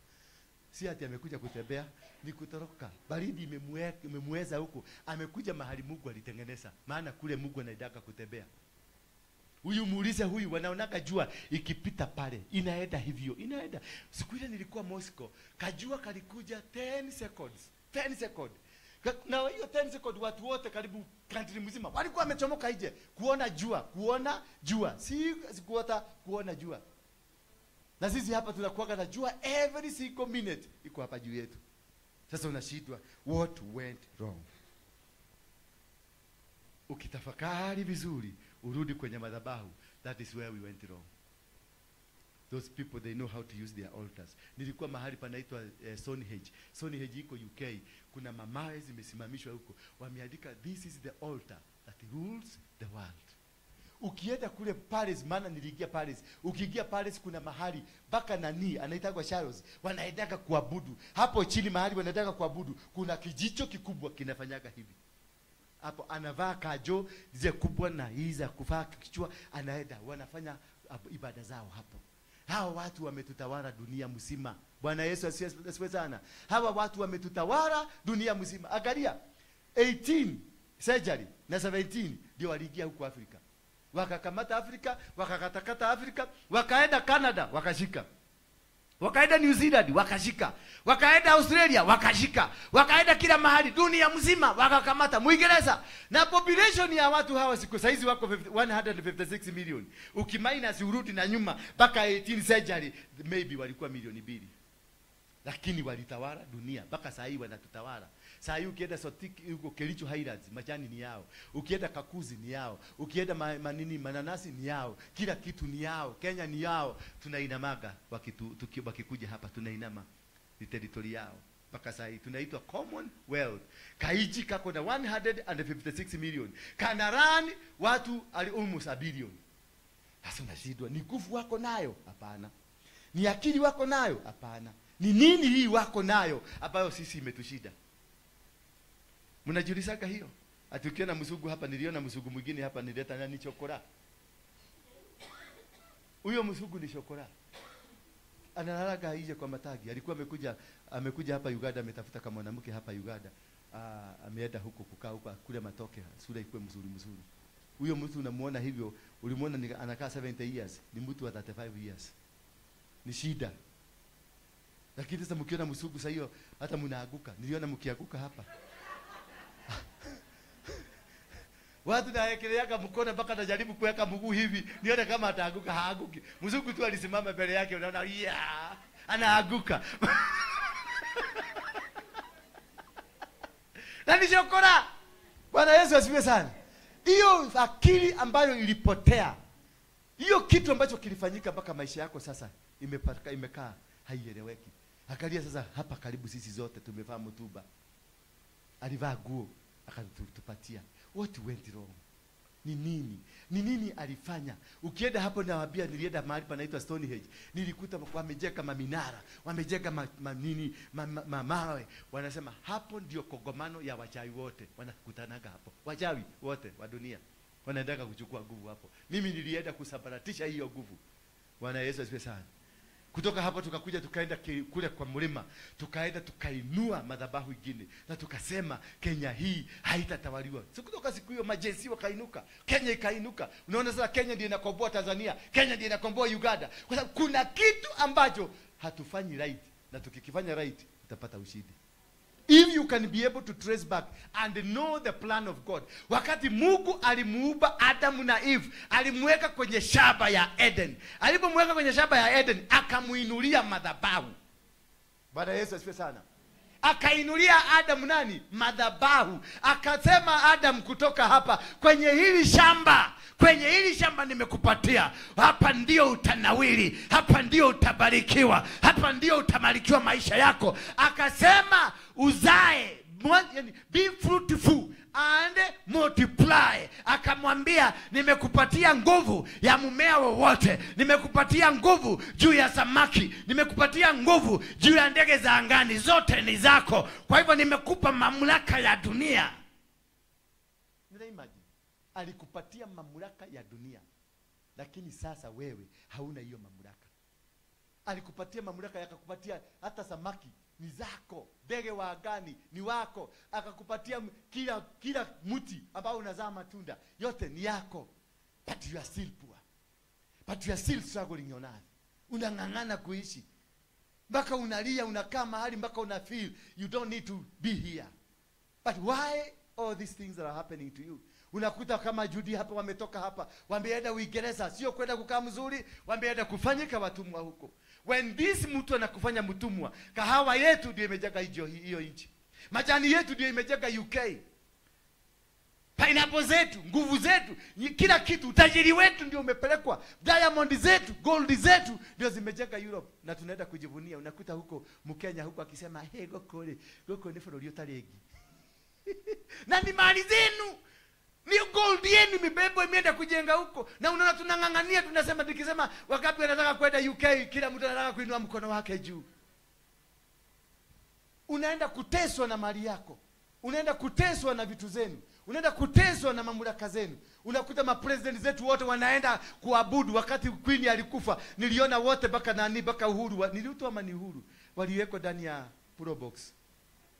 Mapresident waliwekwa ndani ya Probox. Mapresident wote kakabasi kale kanaitagwa kale katua, waliwekwa hapo ndani without anything. Yani unaona president wako roster waliwekwa ndani ya karosa. Bwana Yesu asifiwe sana. Wakati King akiingia hapa Kenya, lazima Kenya ifugwe kwanza. Wakati Obama akiingia hapa Kenya, lazima Kenya ifugwe kwanza. Unakuta mpaka ile hoteli ya Naeda inafugwa. Mnaambiwa nyi wafanyikazi wote muende nyumbani, mtaitwa wakati wa kurudi. Ubwa zinaletwa kutoka Amerika kunusa kama kuna kitu baya. Ubwa zinakuja kunusa. Maana waliokuwa huko ni watu ambao hawana akili. Bwana Yesu asifiwe sana. Barabara unakuta nani akikuja, anaitwa nani? President wa Trump akikuja, unaona ndege 3. Ndege za kubeba gari zake, ndege za kubeba silaha, ndege za kumbeba. Ndege na helicopter, na ndege ya kubeba helicopter ambayo itamkuwa ikimbeba. Ziko hapo zote. Unakuta kiwanja mzima imefungwa kwa ajili ya president. na ile mali yote anatumia, vile vitu zote anatumia zimetoka hapa Afrika. Kule ng'ambo hakuna Kotem. Kotem ni ile imetengeneza nini? Hii simu. Ile product imetengeneza hii simu imetoka Kenya na imetoka DRC na imetoka Congo. Huko ndio ametoa hiyo. Unasikia Belgium ndio the greatest producer, ndio wana produce Kotem kwa wengi. Lakini imetoka wapi? Maana Belgium ilikuwa koloni ya nani? Ya DRC. Walikuwa wanatawala DRC. Sasa kila kitu inabebwa ikipelekwa huko. Bwana Yesu asifiwe sana. Sasa ile kitu sisi tunaletea kwa ni buduki. Tuone maana sisi ni makodoo. Sisi ni wajiga. Niki, what happened in our mind? Because that is not psychologically right. Hata ukiangalia psychological, tuache kuokoka sasa. Nataka sasa leo tuanguke kidogo. Muanguke. Siongeleshi watu wa kwenda biguni, maana hapa sioni hata mmoja wa biguni, sioni. Nyonyo wote mliago uko thi. Kariboka umuina kate goboka nyume thino magegania mekwa thi. Can you listen to that song? Na hapo ndio tulikaragiwa. Egoboka jikare magegania. Yani goboka, yani tuliwekwa pale juu, wakaiba mashamba yote, wakachukua kila kitu. Atoke egoboka nyume thino deraine magegania mekwa. Matinagie megoda madie nayo sana chito si brain washwo. And this is what I want us to get deeper. What could have happened? Ni nini kilifanyika na mababa zetu? Ni nini kilifanyika na our grandfathers? Because that is where we lost it. That is where we didn't find it. Hapo ndio tulipotelelea. Mpaka sasa tumepotelelea hapo. Unafukuta tunaongea Kisugu, mimi nahubirigi hapa na Kisugu sana, si ndio? Ni Wasugu wangapi wako hapa? Ni Wasugu wangapi wako hapa? Ati ni anointing ndio nijulikane niko na anointing. The Lord is saying that is going to bless you. Na masheke na sababu nimetoka kule Murang'a, naongea Kisugu ya Murang'a. Ama ninaongea Kisugu ya Kinyere. Bwana Yesu asifiwe sana. Sijielewi mpaka Kisugu sielewi, na bado nang'ang'ana na hiyo Kisugu, na watu yote ni sura gumu iko hapa na nywele gumu peke yake. Haleluya. Bwana Yesu asifiwe sana. So wakati huo ndio nilipokwenda pale Stonehenge, nilikuta kuna masaa yao ya kuabudu. Katika masaa yao ya kuabudu, na hiyo Stonehenge yote ni ya wachawi. Bwana Yesu asifiwe sana. Ilitengenezwa kabla ya kuja kwa Yesu. 4000 years before Christ. Hiyo mawe ilikuwa hapo UK. Ni madhabahu. Nikaangalia nikaona kuna venye jua venye inachomosha from east to west. Wame design hiyo mawe. Imekuwa decided from east to west. Alafu nikaona masaa yao ya kuabudu ile wanaabudu ni kutoka saa 6 kamili mpaka saa 9 kamili. Hapo katikati ndio wana fix maneno. Bwana Yesu asifiwe sana. I want to concentrate on time. Kesho siku nyingine tuta concentrate on days, and hiyo nyingine tuta concentrate on the land. Ndio tuelewe kabisa by the time tutaenda kwa land mtakuwa mumeondoka hapa. Hii Kenya tutakuwa tumeimiliki na tumeingia. Kutoka tuanze kuinua madhabahu Kenya imeanza kulibareti Tanzania, imelibareti Uganda, hata Mozambique president alibadilishwa na JC. Bwana Yesu asifiwe sana. At that time, katika wakati huo wa saa 9 ndio destiny zinabadilishagwa kutoka saa 9 mpaka saa 6 mpaka saa 9. Ndio wanabadilisha hatima za watu. Hapo ndio ulinyang'anyiwa hatima yako. Ulilala ukanyang'anywa, ndio destiny ilichenjiwa hapo. Na destiny kibadilishwa, unaondolewa, ulikuwa mtu wa A unapelekwa mtu wa D. Uliondolewa ukakuwa wewe mtu wa grade B ukapelekwa kwenye grade nyingine. Yaani destiny ni kitu ni hatima yako, what God made you for. Kila kitu kilisababishwa utengenezwe ukuja hii dunia, ndio kinaitwa destiny. Hapo ndio wanakupokonya destiny yako, maana wanaelewa wewe ni nani, wanaelewa wewe ni nini. Maana Biblia ya kwanza ilitengenezwa Afrika huko Ethiopia. Lakini hiyo Biblia ikachukuliwa na Roman Empire. Ilipoenda Roman Empire ikarudi ikiwa kitabu kingine ya 66 books. Lakini kitoka Ethiopia ilikuwa na vitabu 100. Alafu wakaandika kwenye kugwelelio Revelation 22 hapo 21. Wakasema mtu atakayetoa ama kuongeza atawekwa matohoho. Bwana Yesu asifiwe sana. Wao waliotoa ile ya 100 ambayo Mungu alikuwa amesema ni nini wako nayo ndani yake. Walikuelewa wakajua. Hauelewi Mungu wako. Kitu cha kwanza kujua na kuwa na hatima yako ni kuelewa Mungu wako. The moment you understand and know your God will liberate you. You cannot be able to succeed without the hand of God. You cannot be able to succeed without the will of God. You cannot be able to succeed if you do not understand your God. Lazima umuelewe Mungu. Kitu cha mwanzo kabisa, lazima umuelewe Mungu. Na kuelewa Mungu ni kuelewa wakati gani anafaa kuongea na wewe. Ni wakati gani unafaa kuongea na yeye. And how do you speak to him? Bwana Yesu asifiwe sana. Ila kitu walituletea ni abakadra kabaradra na nini na liakanda liakoroko seka liakarababa seka. Ukauliza mtu wauga hata leo hakuabini nini amesema, lakini anasema la magada la makanda raboseka ya kandorereboza. Unakuta mtu ameshika microphone ribarashe hinderere riandololoba riekenderere shanda ya makaya kondokaza yekenda bayozoroboza aya ya boboboza kanda ya namozo kondororobo yaka. Sasa unamuuliza umesema nini kwa hiyo yote? Anasema nilikuwa nikinena na lugha ya biguni. Lugha hiyo ya biguni ambayo hausikii na hauielewi, umecommunicate nini? Bwana Yesu asifiwe sana. Na ukimusikiliza anaongea kama pasta yake. Kama watu wote wa Kimani William wanasemanga na magada na magada na makada.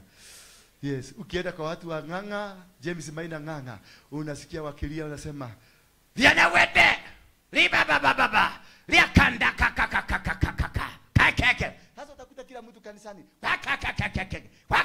na ujui ni nini yana communicate nayo.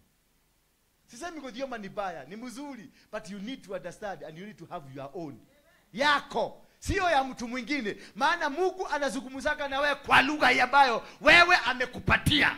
Sio lugha ya pasta wako. Eti kwa sababu mmeanza mkusikia nikisema lianda laloka kakaka. Hapo unakuta hapa kesho kila lianda lalaka kakaka.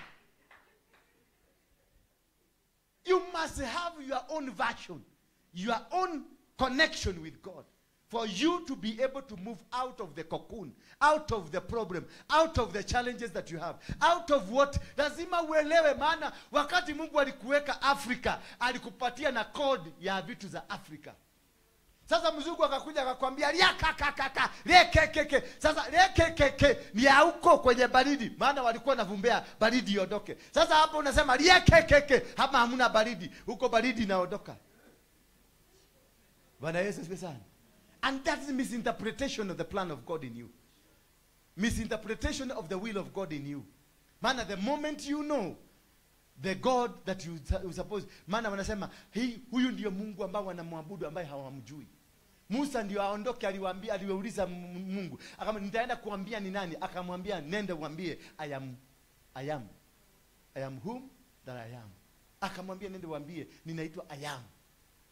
Ndio waanze kuelewa misingi ni nani. Maana I am ndiye alizungumza na mababa.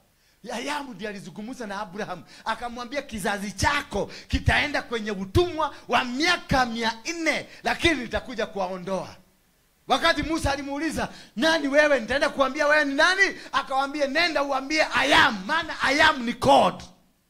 Waelewe I am yule Mungu aliyezungumza na baba Abraham, ndiye yeye sasa ananena, ndio yeye anasema, ndio yeye amekuja kutimiza ahadi zake. But now unasema kitu hujui, unasema kitu uelewi. So hata warogi wakikufunga hautaelewa walikufungia wapi. Warogi wakikuingililia katika maisha yako hautaelewa, maana hawa wanaelewa mida. Nilipoenda pale Stonehenge nilipata kuna mida ambayo wanaendanga, wachawi wote wanaendaga saa 6, kutoka saa 6 mpaka saa 9 usiku, wote wanakongomana pale. Hapo ndio wanatoa nguvu, wanakuja.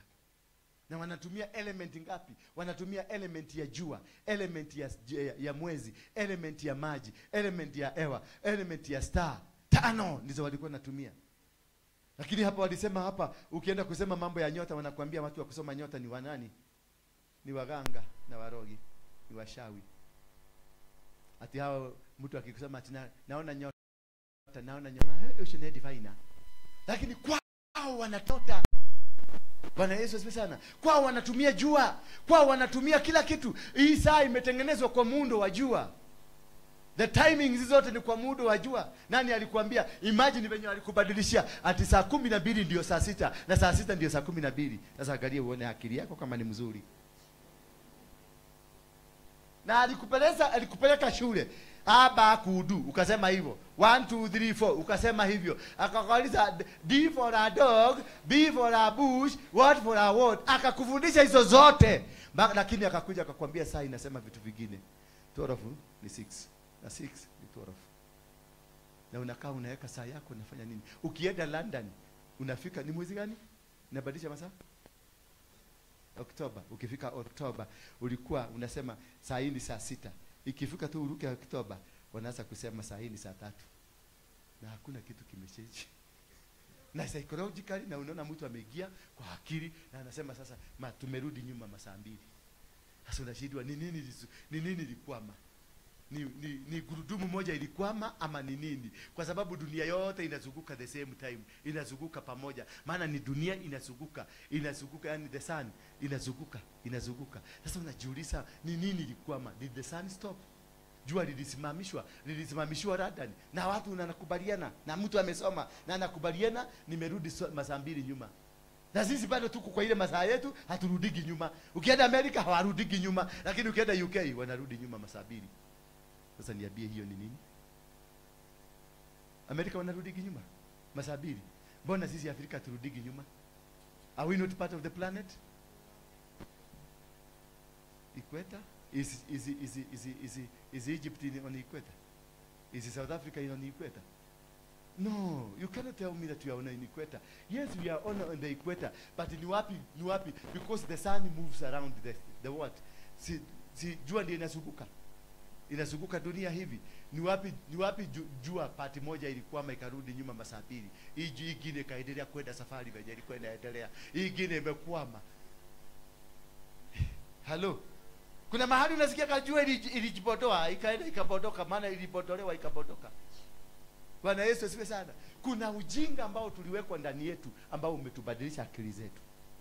Na huu ujinga ulitumika kwa njia ya kimadhabahu, haikutumika kwa njia ya kiteknolojia, haikutumika kwa njia ya kimabavu, haikutumika kwa njia ya bunduki, haikutumika kwa njia ambayo haieleweki, ilitumika kwa njia ya kimadhabahu. Maana wale walielewa madhabahu kutuliko, wale walielewa jinsi ya kumiliki dunia kutuliko, wale walielewa jinsi ya kubadilisha dunia hii kutuliko. Maana ndio walikuja wakatufanya tawala zao na tukawaabudu.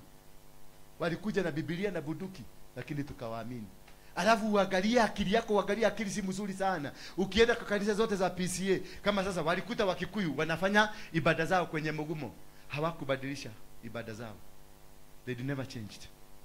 Walienda pale Thogoto, wakapata mahali Wakikuyu wa Kiambu walikuwa wanafanya madhabahu. Kuna mgumo hapo, wakajenga kanisa hapo. Kwa hiyo mgumo. Sasa wewe na Musugu, alafu akakwambia kuabudu kwenye mgumo ni shetani. Lakini yeye ameweka kanisa wapi? Kwenye mgumo. Hapo kwenye shetani ndio ameweka kanisa. Akaenda hapa Kiambu, hapa Thedegwa. Kwa ile kanisa wanasemaga ile kanisa ya Mudhogo. Si mnajua kanisa ya Mudhogo? Ya Anglikani. Wakajenga, wakakuta Wakikuyu pande hiyo walikuwa naabudu kwenye mgumo hiyo. Wakajenga kanisa hapo. Na wakakwambia kwenda kwa mgumo ni shetani. Lakini wameweka kanisa yao kwa nini? Kwa shetani. Wakaenda huko kwa Sister Nyatha. Huko Mokoroine, watu wa Mokoroine, how many Mokoroine people? Watu wa Mokoroine, inua mkono. Yes, thank you. Kwa Sister Nyatha, mali walienda kusema Sister Nyatha amekuwa saint. Mafupa yake wakaosha vizuri. Hapo wakakuta Wakikuyu wa Nyeri, hapo ndio wanaabudia Mungu yao. Wakaweka kanisa wapi? Katoliki. Sasa unaangalia, kuna mahali tulifanya nini? Ulichezwa. Kuna hali ulibadilishiwa. Ni nini kinakuhusu wewe? Ndio unaona mnaishi kwenye slums, wao wanakuja wanaishi maisha mzuri. Kimusugu hata kikikuwa kichokora kitoke ng'abo. Kichokora kabisa. Ninaenda ng'abo. Si ndienda juzi mliona nikiwapatia chakula kwa street. Halo, mliona nikiwapatia chakula kwa street? Wako machokora. Huyo chokora nikamlete hapa. All the girls will break. All these girls will break. Maana Musugu amekuja. Bako nakuta warebo wanatembea njia ingine, style ingine ya Holy Ghost. Anatembea Holy Ghost. Maana Musugu amefanya nini? Amekuja. Na msugu akisema tuabudu shetani, mnaabudu kwa maana msugu amesema. Msugu akikwambia tuabudu hii microphone tuifanye Mungu, mnaanza kuiabudu maana msugu ni Mungu. Anasema. Na unakuta kila kanisa limebadilika. Bwana Yesu asifiwe sana. Maana ni msugu amesema. Maana kuna kitu walituwahi. Walijua jinsi ya kuconnect. Walijua jinsi ya kuingia kwenye ulimwengu wa kiroho. Sisi hatujui. Sisi tunafuata tu story zao. Maana walikuja wakatuambia Yesu ule msugu. Ule msugu walituwekea kwa picha. Wakatuwekea kwa picha kila mtu kwa nyumba. Nani ako na Yesu kwa nyumba? Yule Yesu msugu. Catholic people. Eko mtu mio ya ito. Najua kwako iko. Hiyo Yesu msugu. Na pia umemuhangi hapa. Ngapi wako na rosary hapa? Ya huyo Yesu? Bwana Yesu asifiwe sana. Huyo Yesu ni msugu. Mimi ni ako radani. Huyo jamaa aliact hiyo movie. Hiyo mumeweka kwako anakuaga radani. Ni actor. Hello, ni actor. Ako huko UK. Lakini sasa kila kwa boma ya mtu ilikirudi kwa huyu iko Yesu. Huyo msugu. Ndugu. Yes, edo utoe. Huyo jamaa anakuaga Nottingham. Huko ndiye anakuaga. Tulienda kumuona. Ule mwenye aliact hiyo movie ndio umehangi kwako. Ndio umeshuhudia kwako. Bwana Yesu asifiwe sana. Umejitengenezea kamugu umekahangi kwako. Yesu hakuwa msugu, alikuwa Mwafrika. Lakini wakabadilisha, wakasema ni msugu. Yesu hakuwa msugu, alikuwa Mwafrika, tititi, mweusi. Bwana Yesu asifiwe sana. Naona alikuwa ni kama alikuwa Mkamba. Maana si alikuwa mtu ambao na Wakamba ndio wanapenda mbao. Na unajua Wakamba ni Walawi, wanapenda mambo ya Mungu sana. Tunajua Wakamba ndio wanajua kuhubiri sana hii maneno. Bwana Yesu asifiwe sana. But Mroma akakuja akabadilisha. Na ndio ako na maombi ya kinovena, ako na maombi ya mama yetu tuombee sisi wakosefu siku za kuzaliwa kwetu na hata kukufa milele na milele, amina. Yaani ako na maombi ambayo yanalingana na nyakati. Nataka kusisitiza kwenye nyakati, maana kwenye nyakati ndio tunaponywa, ndio tunapokonywa. Kwenye nyakati ndio wanaiba nyota zetu. Kwenye nyakati ndio wanatuharibia mipango yetu. Kwenye nyakati ndio wanatufix kule ambao hatufai. Ndio nana Mkatholik na Muislamu. Mkatholik, najua Islamu ilitoka kwa Catholic. Ndio nana vitu zote za Islam ni za Mkatholik. Ako na Rodario. Ile kitu hawana ni Mama Maria na Yesu. Wako na Muhammad, Mtume sallallahu alaihi wasallam. Bwana Yesu asifiwe sana. Hata ibada za Kikatholiki ni ibada za Kiislamu. Mifungo ya Kikatholiki ni mifungo ya Kiislamu. Wanafunga 40 days, hawa wanafunga 40 days. Bwana Yesu asifiwe sana. Maana walitoka kule. Islam nayo Catholic ilitoka kwenye wa Orthodox. The original church ni ya Ethiopia, Orthodox ya Ethiopia. Bwana Yesu asifiwe sana. Sasa ukiangalia kwenye nyakati, kwenye mida ndio wali exchange destinies zetu. Na hiyo ndio wakati wachawi wanajipanga, wanachange. Ndio hapo wanakurogea. Hapo ndio walibadilisha. Mtoto wako mwenye alikuwa na akili, aliibiwa akili hapo. Wewe mwenye ulikuwa na akili mingi, akili zako ziliibiwa hapo. Lakini sasa ubaya ya wachawi wa Afrika ni kuunuhana. Wale wanajeka iji yao, wale wanafanya mambo yao. Wa China ni wachawi, wa Hindi ni wachawi, lakini uchawi wao wanajeka mabarabara. Wewe yako ni kuchukua suruali ya mwanamke uende ukaroge. Ukameruta moshurio ini wadi koroga. Ate nigeda daka kidu ate ciana cia kashigoroke uri ciana cia kuni cia kigoroka wagerera bebe cigana mugunda-ini waku. Sasa unakuja unaroga mtu ati ni pastor, unakuja unamuroga ati ndio aondoke kwa je aache kuhubiri aende, yani umuonage tu kule nje akikunywa pombe. Ni nini utaongezea? Ni sufuria ngapi umeongezea kwako? Unaroga chairman wa kanisa unamtoa kwa kanisa, unaroga chairman wa kanisa unamtoa kwa kanisa, unaroga tu, yani haja yako unataka tu aume adhie we kiatia. Inakubenefit na nini? Wale wazungu wametunyang'anya mashamba, wametunyang'anya mali zetu, wametajirika. Tu sasa sisi ni watumwa, tunaendaka huko kuosha wamama wazee na wababa wazee kule, wale wamezeka. Wale walituiba. Sasa wako kule wakitukojea tuende tukawaoshe. Kazi inaitwa CNA. Na wanakulipa na pesa ile walikunyang'anya. maana walitumia uchawi wao vizuri. Sasa wewe unatumiaga uchawi ya kuroga pastor mwenzako, unatumia uchawi wa kuroga mama mwenzako hapa, ati akweshikwe na kichaa, atore na thina o uguo, uteithikaga na ki murogi, uteithikaga na ki ukirogaga niki? Ti ukiongerere thaburia, ti ukiongerere irio, ti ukiongerere na ki, unokurogoro uguo, uteithikaga na ki? Hujanunua gari, hata peremende wezi nunua na hiyo uchawi yako, ni kunyarira andu tu, utore utengeraga utuko na itirana, unakimbia usiku, unakuta mama kama huyu, na sorry wacha nikutumie tu, lakini si mama kama huyu amezeeka wa miaka 100, usiku huwezi kumshika, anaendaga venye anaendaga bio, na anaendaga akiwa uchi, amefugilia moto hapa nyuma, kama kanaenda bio, kanaenda ukikenda ukashika, kanainua miguu juu na kichwa chini, unakuja unapita tu, naona ni kisiki kibo hapo, na nalala usiku akizunguka usiku. Mwingine anakuja anaokota mavi ya mtoto yako, anaenda kuroga, anakuja anaokota, anaenda mpaka choo kuchota, aende tu aroge, aiwe tu ni akena. Unakuta maisha yako imekuwa retarded, umefungwa, wauishi katika misingi thabiti. Bwana Yesu asifiwe sana. Unaishi kwenye misingi ambayo imekwama, na unajiuliza amebenefit na nini? What is your benefit? Umeroga mtu amefutwa kazi, yeye amefutwa kazi, umefaulu amefutwa kazi, umebenefit na nini? Watoto wako hawakuajiriwa, na ukienda watu wote, ukitaka kujua mtu mrogi, angalia refu yake ya maisha, ni maskini. Warogi wote unaenda pale Kambiti, ukipanda pale Kambiti utakuta upande huu watu ni sawa, upande huu ni umaskini, kulingana na level ya uchawi. Watu ukienda mahali, ukitaka kujua mahali kuna uchawi, angalia level ya poverty. Ukitaka kujua mchawi katika kanisa hii, mimi naangalia kana the level of poverty. Kwanza wale washirika wa hapa wa zamani, nikitaka kuangalia nijue huyu ni mchawi, angalia hajawahi barikiwa. Wengine wamekuja wamebarikiwa, yeye hajawahi barikiwa. Amekuwa amekaa ngumu kama nywele ya Mwafrika. Lakini Moshene anakuwa na migi. Story anakuwa na migi. Kila kitu anajua ni nani anafanya, ni nani hakufanya, ni nini kufanyika, ni nini kufanyika. Yaani kazi yake yote ni kuhakikisha hii kanisa hakuna watu wanaingia pale. Ndio wanakuja wanakunia pale. Na anakunia kado, maana ni uchawi, ni pati ya uchawi. Halo. Ama wakuniagi? Ama wakuniagi kado? Last time walikunia kado ni nini? Leo. Alafu na wewe ambao ulikunia, because mimi nakujua. Nimekushona huko.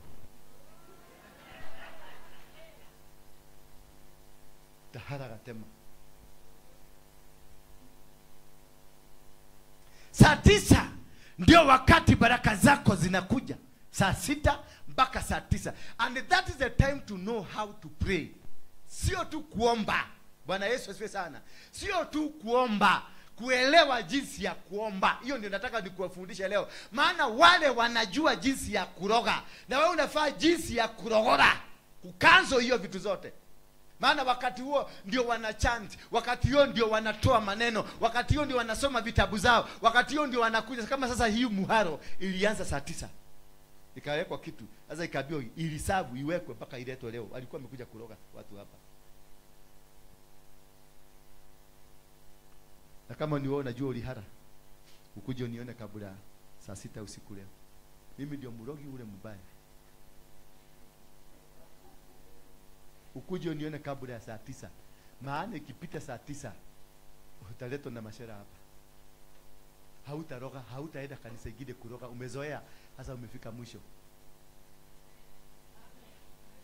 Imefika mwisho. Mimi naelewa kuinua madhabahu.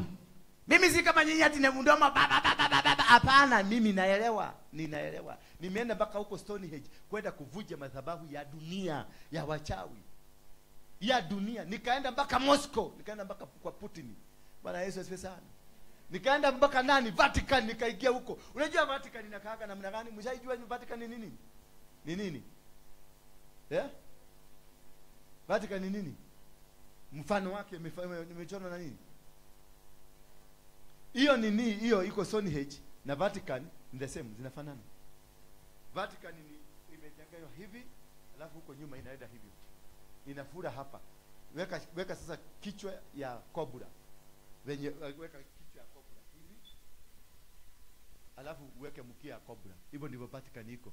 Vatican imenyoka inamesaga watu. Bwana Yesu asifiwe sana. Vatican ni nyoka ya kumeza watu. Ni nyoka imeundwa kwa msingi wa nyoka, the serpent. Bwana Yesu asifiwe sana. Na hiyo ni madhabahu. Ndio unaona wametawala dunia mzima. Ndio unaona Waingereza nao kule kwingine wako na madhabahu inaitwa Stonehenge, inatawala dunia mzima. Wewe mama yako ile kitu alijua ni kuroga watu, hakuna madhabahu alikuinulia. Maana kila mtu na kila jamii iko na madhabahu. Kila mtu ako na madhabahu. Wewe ni mwenyewe ni madhabahu. Uliinua madhabahu yako ikafika level gani? Na uliinua madhabahu ikusaidie na nini?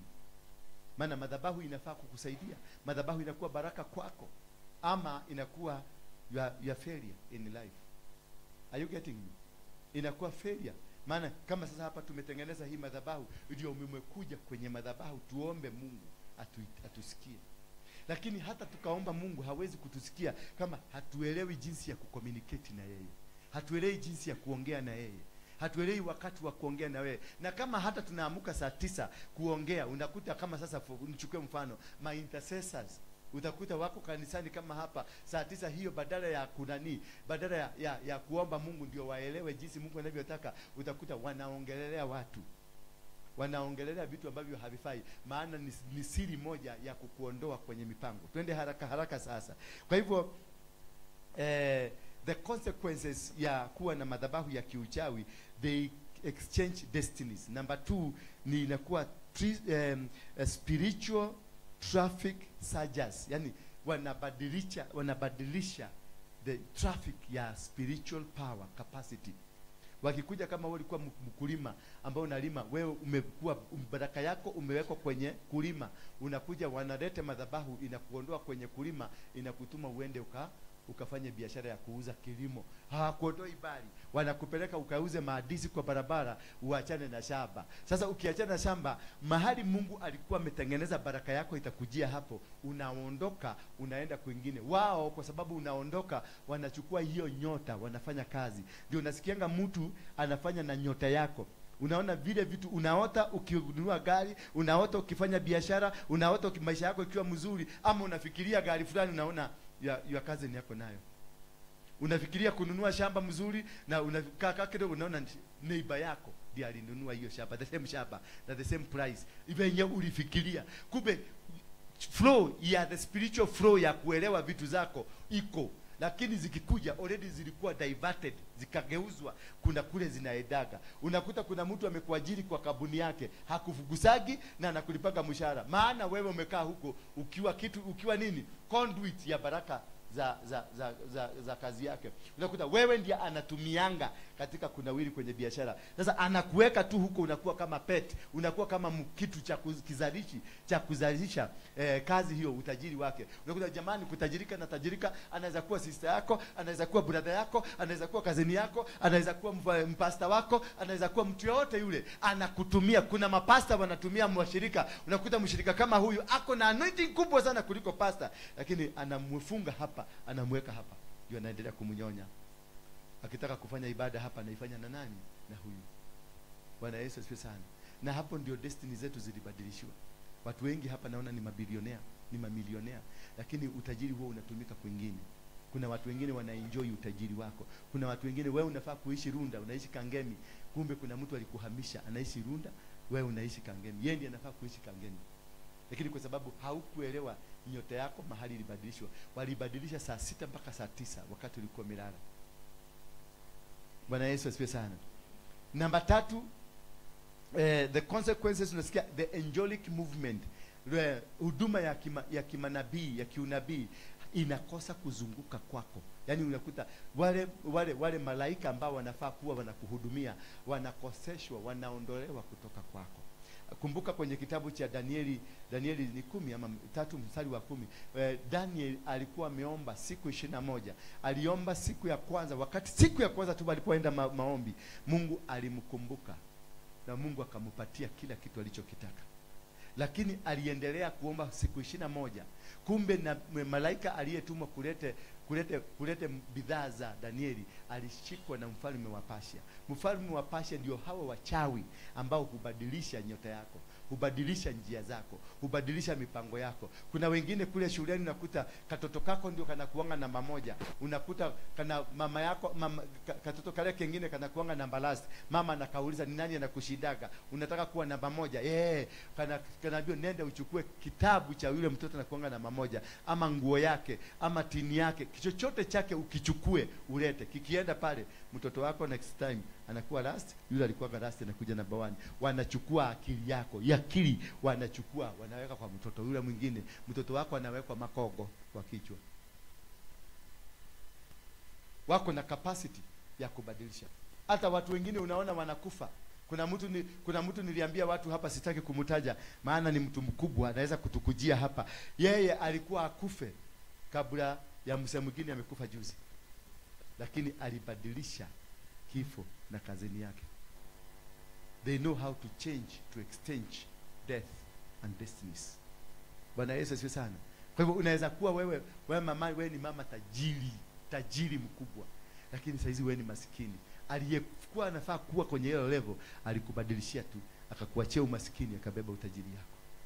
Nyota, sema nyota. Nyota venye inachukuliwa. Inachukuliwa kwenye staili wewe mwenyewe utafikiria ni Mkristo mwenzako mko kazini naye. Utakuja hapa unafikiria ni mshirika mzuri, anakuja hapa anakaa hapa, ushuhuda ni mzuri sana, lakini amekuja kuharvest nyota za watu. Na wana harvest wakikuelewa na kujua ana harvest nyota yako usiku wakati unaenda unalala, ndio wana harvest, wanachukua nyota zako. Ukiamka asubuhi unaamka kama umechoka, umeamka siku moja ukasikia umechoka, umekuwa kwenye kazi, umefanyishwa kazi ngumu sana. Bwana Yesu asifiwe sana. Kuna watu wanakuja, kama mimi ni mhubiri, kama hivi ni mhubiri, utakuta kuna watu wametumwa hapa specifically na wahubiri wengine, nenda mshike nyota yake. Sasa utakuta hapa badala ya kuhubiri na hubirigi mahasira. Watu wanaendelea kuharibu jina yangu. Mtakufa. Hakuna mahali mnaenda. Tena kuwalaani. Sasa unakuta uliondolewa kwenye plani ya Mungu. Mimi naondolewa kwa wakati mwingine hapa. Najikutanga nikipiga makelele. Najikutanga napiga makelele mpaka nakienda kusikiliza. Naweka nasabia mtu aniwekea venye nimehubiri, nasikiliza, naona huyu si mimi. This is not me. Hapo kwangu kuna mkeka napiga nalala hapo chini, naambia Mungu nirudishie mimi. Huyu si mimi. Naambia huyo tini. Kumbe wamenikoroga hapa. Wananikujalia mchungaji apostle. Wewe ni mtumishi wa Mungu, kuna anointing, unaenda bali gani? Na ni utahilio. Alafu wanakuchotaka na ile unaona ile ya chakula, si ile imekaa hivi, kuna ile imekaa hivi. Wamekuchota na hiyo kama ile kitu ka kujeba, na unabaki hapa, badala ya kuhubiri unakutaka unahubiri persons. Wakati mnanisikia hapa nikihubiri person, nikuchota, nimechota. Unajua uzuri mimi najua kutubu dhambi zangu. Yes. Ukikuta nimetusi watu hapa, ujue nimechoto, sio mimi. Usiende ukinilaani ama ukinichukia, utanichukia bure. Nikienda kwale niitisha mimi, Mungu anirudishie mimi, utanishangaa. Ukikuja nikuuliza wewe, tulikuwa na wewe wapi? Nikasema nini? Bwana Yesu asifiwe sana. Hebu uliza mwenzako, unaona kama umechoto? Muguze tu. Umeona kama umechotwa? Ukiangalia hii maisha hebu muulize, ukiangalia hii maisha unaishi ni yako? Kuna wengine mabwana zao wanatumianga nyota yako. Na kuna wengine wanawake, wabibi zao wanatumianga nyota za babona zao. Bwana Yesu, hata kuna wengine wajeuri, wabaya, wanachukua nyota ya mtoto. Anatumia mtoto, anakuwa mhagaiko, yeye atajirike, yeye akae mzuri. Bwana Yesu asifiwe sana.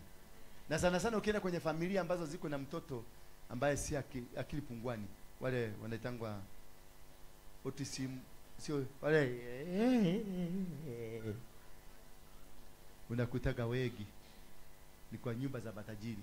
Watoto kama hao huko Ruda, huko Muthaiga, huko Karen, kuna kitoto kinakuwaka kwa hiyo nyumba, kinapendwa kuliko kila kitu. Kinapendwa.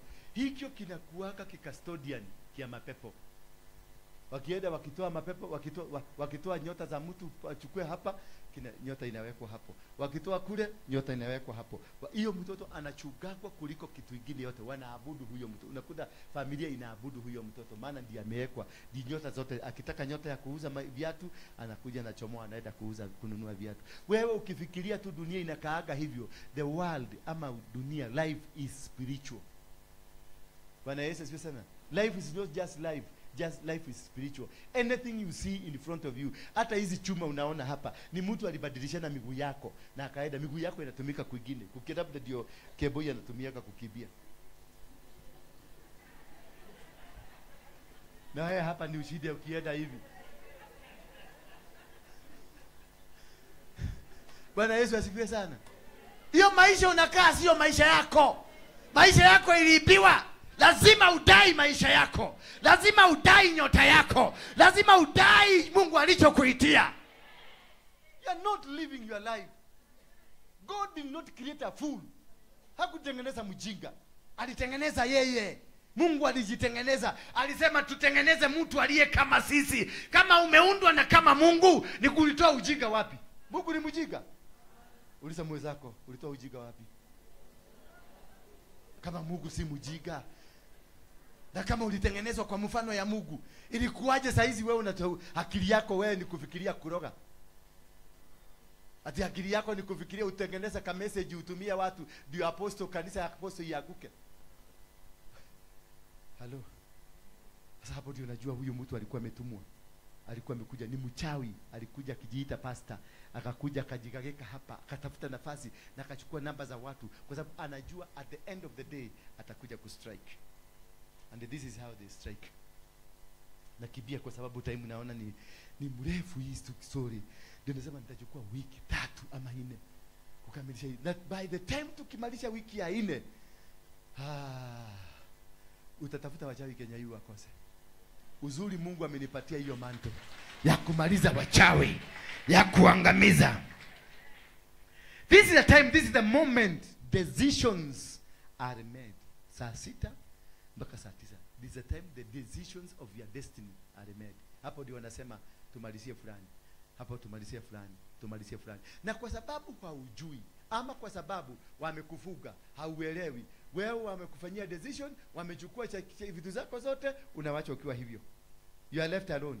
Sasa wewe unasuguka ukisema unataka kwa hapo, unaulizwa na watchman, umeweka wapi gari? Unamwambia nimeiacha hapo chini kidogo. Utaki kuambia hauna gari, umekuja na motorbike. Bwana Yesu asifiwe sana. Lakini katika ulimwengu wa kiroho wanaona gari. Katika ndio kwa maana wanauliza umeweka wapi gari? Maana katika ulimwengu wa kiroho kuna gari. Watu wanakuja, unakuta mtu anakuja kwako kukopa 1 million. Na saa hiyo baka chakula asubuhi, hujakula breakfast, umepika chai turugi dufia. Lakini mtu anakuja kukuomba 1 million. Katika ulimwengu wa kiroho hiyo milioni iko. You're a millionaire. Amen. Amen na ujui, ujielewi. Unasema amen. Amen nini? Amen nini? Kwanza tutafute, tujielewe tulirogwa wapi? Tulikorogewa wapi? Tuliangushiwa wapi? Ambia mwenzako wewe mchawi. Utanirogora leo. Utanifugua leo. Mwambie kama ni wewe. Leo unanirudishia. Yes. Bwana Yesu asifiwe sana. Wakati huo ndio wanafanya maagano. That's the time covenants are made. Na wakifanya covenants wanamwaga damu. Bwana Yesu asifiwe sana. Wakati huo ndio wanachinja makuku. Wakati huo ndio wanachinja mambuzi. Wakati huo ndio wanafanya ngono. Wakati huo ndio wanafanya vitu ambavyo vinakushikanisha na madhabahu ya kwao. Na wakiinua madhabahu, wachinje mbuzi, wachinje makuku zao, wamwage damu. Hiyo ni covenant na imekamata kila kitu ambacho ulikuwa nacho, kitahama, kitajipeleka, maana ushahamishwa. They come, wanakuosha kwa muosho mmoja, wanakuosha, wanapeleka kwa mwingine. Sasa unakuta brother yako alikuwanga hana pesa, sasa hii brother yako anaendesha maprado. Zile prado za kwako unazikuta kwa brother yako. Zile magari kubwa, mafactory kubwa ambazo ulikuwa nazo, unakuta ni brother. Kumbe brother alienda Mombasani, akapatiwa, akaambiwa tulete, akaitisha nyota yako, ikaletwa. Vitu zote zikakuwa transferred kwake. mtoto akauga nie imenyagoya wathire. Na sasa hiyo ulikuwa mtoi kwa kanisa. Wewe ndio ulikuwa mule mtu wa kwanza kabisa. Yaani kukitishwa watu tuko na seminar ya wamama. Siku ya Jumamosi watu wangapi watasimama na seminar hii? Unasimama kacheki, unaandika kacheki ka 200,000. Mara 3, mara 4, kumbe wanakuiba chai wako hapa. Hakuna mahali kuna wachawi kama kanisani. Kanisa ndio inakuwa na wale wachawi wengi sana. Bwana Yesu asifiwe sana. Kanisa ndio inakuwa na nini? Na wachawi, because hapa ndio shetani anakuwaga active kuliko kule nje. Maana kule nje ameshawashika. Hapa ndio anataka kukuuliza unaenda wapi? Nani amekupatia ruhusa ukue huru? Bwana Yesu asifiwe sana. Hapa ndio anakushughulikia. Sasa hapa ndio kuwa na active people. Active ambao wanajua kujua hii masaa na kualign na hii masaa na kupigana na hii masaa na kubadilisha. Kama kuna nyota za watu zimeibiwa, hapa ndio tunafaa kuitisha hizo nyota, tunapigana. Lakini ukikuta maita sasa hawa utakuta usiku wakiambiwa waoge miguu, wanaoshwa miguu, nyota zikienda zinaenda usiku. Nani sasa wanaoshwa miguu, nyota zinaenda. Ukikuja unakuta asubuhi unakuta watu wakienda hivi kama shosho huyu shosho nyota yake ilienda, sisi kama acha tuangalie kama imerudi. Niatia. Niatia. Kero igate. Wema. Muno. Maithani marona leo. Kaka mwene. Nikarona kama mwene ni leo. Katoge kila leo kama mwene nikathiti magote gake. Tadura leo. Wanyona.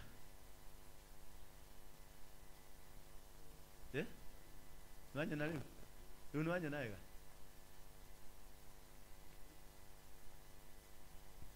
Tadura leo. Naona kihara. Huyu mama kutoka jana hajaona. Kutoka jana hajaona. Huyu mama walimkorogea wapi? Hapa tu. Bwana Yesu asifiwe sana. Hajaona, ameregeshwa. Hai, shosho. Shosho. Uga.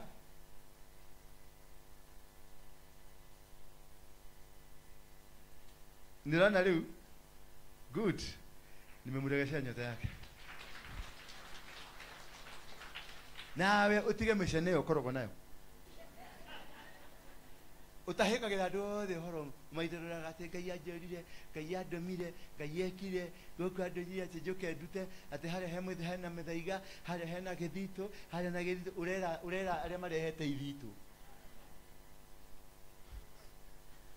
Anaambia wale wameleta idito, ndio anaambia wenye Mungu alimuonyesha mahali wanaona. Okay. Kakaambiwa switch off. Deto wamenya wikarage na ndeto ciaku. Naigwa coco.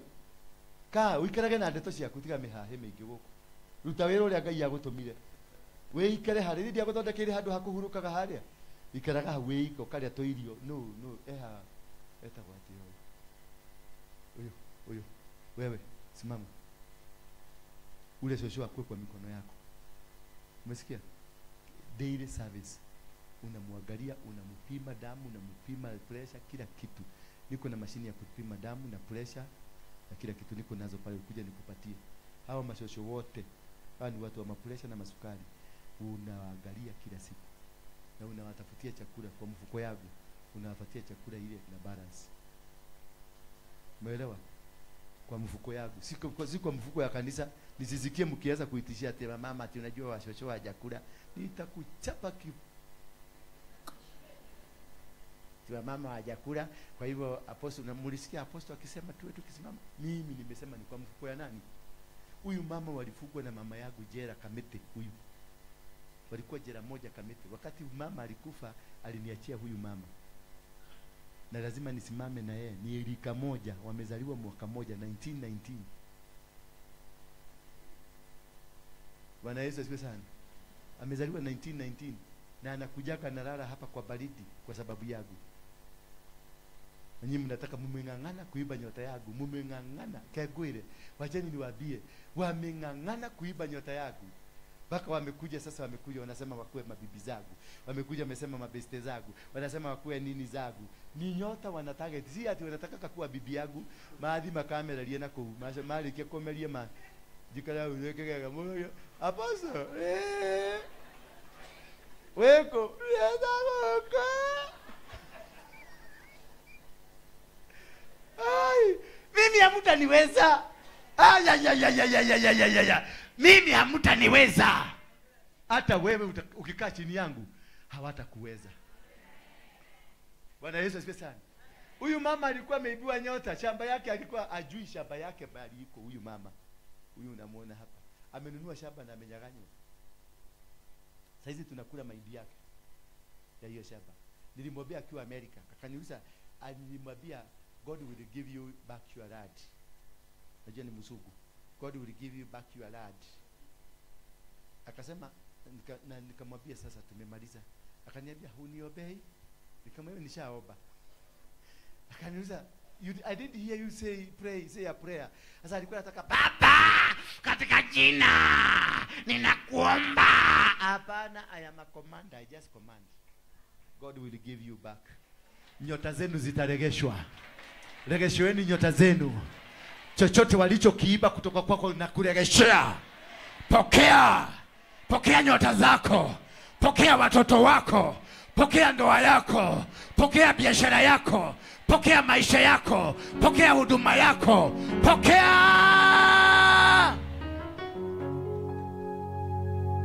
Nimemaliza maombi. Sasa ukikuja ati unakuta nikuombea pale, don't come, you are wasting my time. That is how hivyo ndivyo nilitengenezwa. Na hivyo ndio wanaonaga wakitaka nikiona kashariti mukenda kudunya nyota yakwa. Todo mwedaga tuo twendane na egwe kigo ucoke umumunye uhenererie ujeketa Samson. Nikio ndejire njure yakwa moge gya kwenja. Medaga njure yakwa medaga kumenya kuria ndutaga horo uyu. Riu medaga njure yake majikareria hata. Riu Samson ikarerio ha. Tigo ikarerio akomerio gutukumwe kwa raiti ugikomererio ha kero tarikererio. Samson akiuma hau aheanirio horo wothe. Nikiria igwire marurumu. Mwathani agocwo. Nayo njata yake gikatia. Nikimwonaga ndimwite ndi njongi njite. Kati goje. Mwathani agocwo. At those altars, that is where instructions are distributed. Instruction ni nini? Maagizo. Hapo ndio maagizo. Unaona hivyo nimesema pokea. Hiyo ni maagizo nimeachilia kwenye baraka zako. Chochote ambacho walikuwa wamekichukua unaregeshewa. Mwadhani agocwo. Chochote, maana nimetoa maagizo ya kibinguni. Nimetoa maagizo ya kibinguni. Chochote walichukua, kama waliiba ndoa yako inarudi, kama waliiba pesa zako wanarudisha, kama ni watoto walichukuliwa wanaregeshwa. Kila kitu ambacho walichukua, huduma yako inakuja. Wachawi nakamata wachawi, nakamata mchawi, nakamata uchawi, nakamata anga yenu. Hamwezi. Ile kona na ile kona na ile kona na ile kona na hii kona na hii kona nimeweka moto, malaika wa mbinguni wa moto. Hautatoka hapa na hiyo uchawi wako, utaanguka. Bwana Yesu asifiwe sana. How do they attack? Wanakushambuliaga namna gani? Or how do they stop you? Because kile kitu ambacho ni muhimu kwako sana ni kujua staili ya maombi. Na ukielewa staili ya maombi na staili ya kuinua dhabihu, utajua kupigana. Lakini ni njia gani wanatumiaka kukuzuia wewe usijue maombi na usijue jinsi ya kujizuia? Bwana Yesu asifiwe sana. Wanatumiaka staili gani? Twende haraka sasa. Staili namba 1, wanafanyaga ulale. Ndio nakutaka saa 9 saa 6 ndio unakahusikisi kana kujaka. Kazito, katamu. Unalala vizuri, ukiuza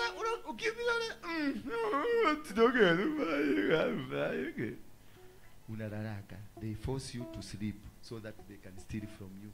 They cannot steal from you if you're not asleep. Number 2 sleep. Wanakuja kwenye huduma hii unakuta wanakulalisha unakosa kujielewa ni nini unafanya hapa.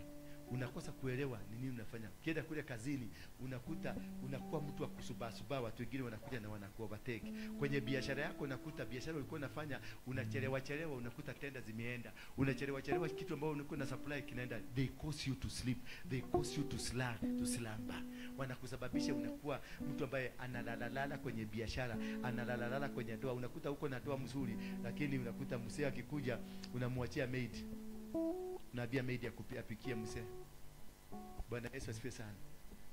Ukikaa kidogo naambia maid afugulie mzee, na mzee anakuja saa 7 usiku. Bwana wewe umelala. Halo. Sasa hiyo shetani anakufundisha unavaa t-shirt inaandikwa nini hapa? Hapa mbele imeandikwa kavakavoko. Huko nyuma imeandikwa sengenge ni ng'ombe. Ukimwi inaua. Alafu kwa kichwa hiyo tutadiscuss siku ya wamama. Kwa kichwa amevaa stocking ile suruali yenu ya kutoka huko chini mpaka huko.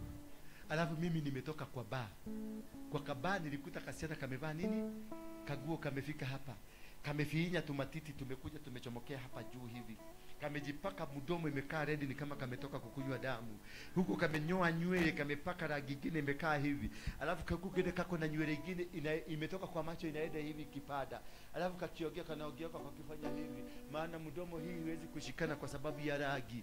Alafu wewe unakuja unaniwekea sengenge ni ng'ombe, kavakavoko. Alafu nimeacha kasichana, kalikuwa kananiita hey baby, kanatikisa hivi kanakaa hivi. Utaniambia kesho nitakuja mapema. Hiyo ni kurushiwa, umerushiwa na shetani.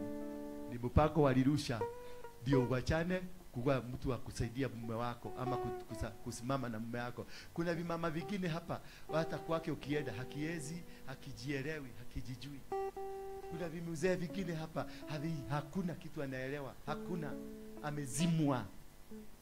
Bwana Yesu asifiwe sana. Kuna wanaume hapa wakienda kwa bibi anazimwa, lakini akitoka huko nasikia kuna watoto huko bili huko nje, lakini kwa nyumba alizimwa, afanyagi kazi, ati yako na diabetic, mashini yako ilikuwa lakini ukisikia huko nje ena si anaida to shiali kalemo shiode. Sasa hapo nauliza maswali, kule nje kana waka, nyumbani kana zima, nyota ilibebwa. Sasa unaanza kuita bwana yako ati wewe ukimwona nemo malaya, ino ni jagiri ya modo. Sio jagiri, aliibwa. Mwadhani ya washo. Haleluya. Wamama haleluya. Wamama haleluya. Wamama inua mkono wako mzuri, haleluya. Wale wazee wao mashini zimesimwa, haleluya. Obea mzee. Bwana Yesu asifiwe sana. So they cause you to slumber. Number 2, they cause spiritual sedation. Spiritual sedation. Sema sedation. Sedation ni nini? Ukagonio. They spiritually you gonia you. They spiritually gonia you, magakogonia kiroho. Yani unalemazwa kwenye ulimwengu wa kiroho. Unakosa, ulikuwa naota ndoto zinapotea. Ulikuwa naona vision zinapotea. Ulikuwa na discerning spirit inapotea.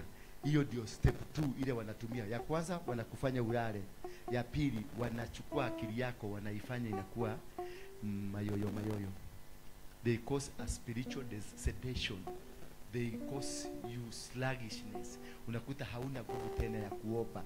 Unakuta hauna nguvu tena, hauonagi, hauotagi, haufanyi. Yani venye ulikuwa ukifanya mambo ambayo yalikuwa yakifanyika kwako yanasimamishwa.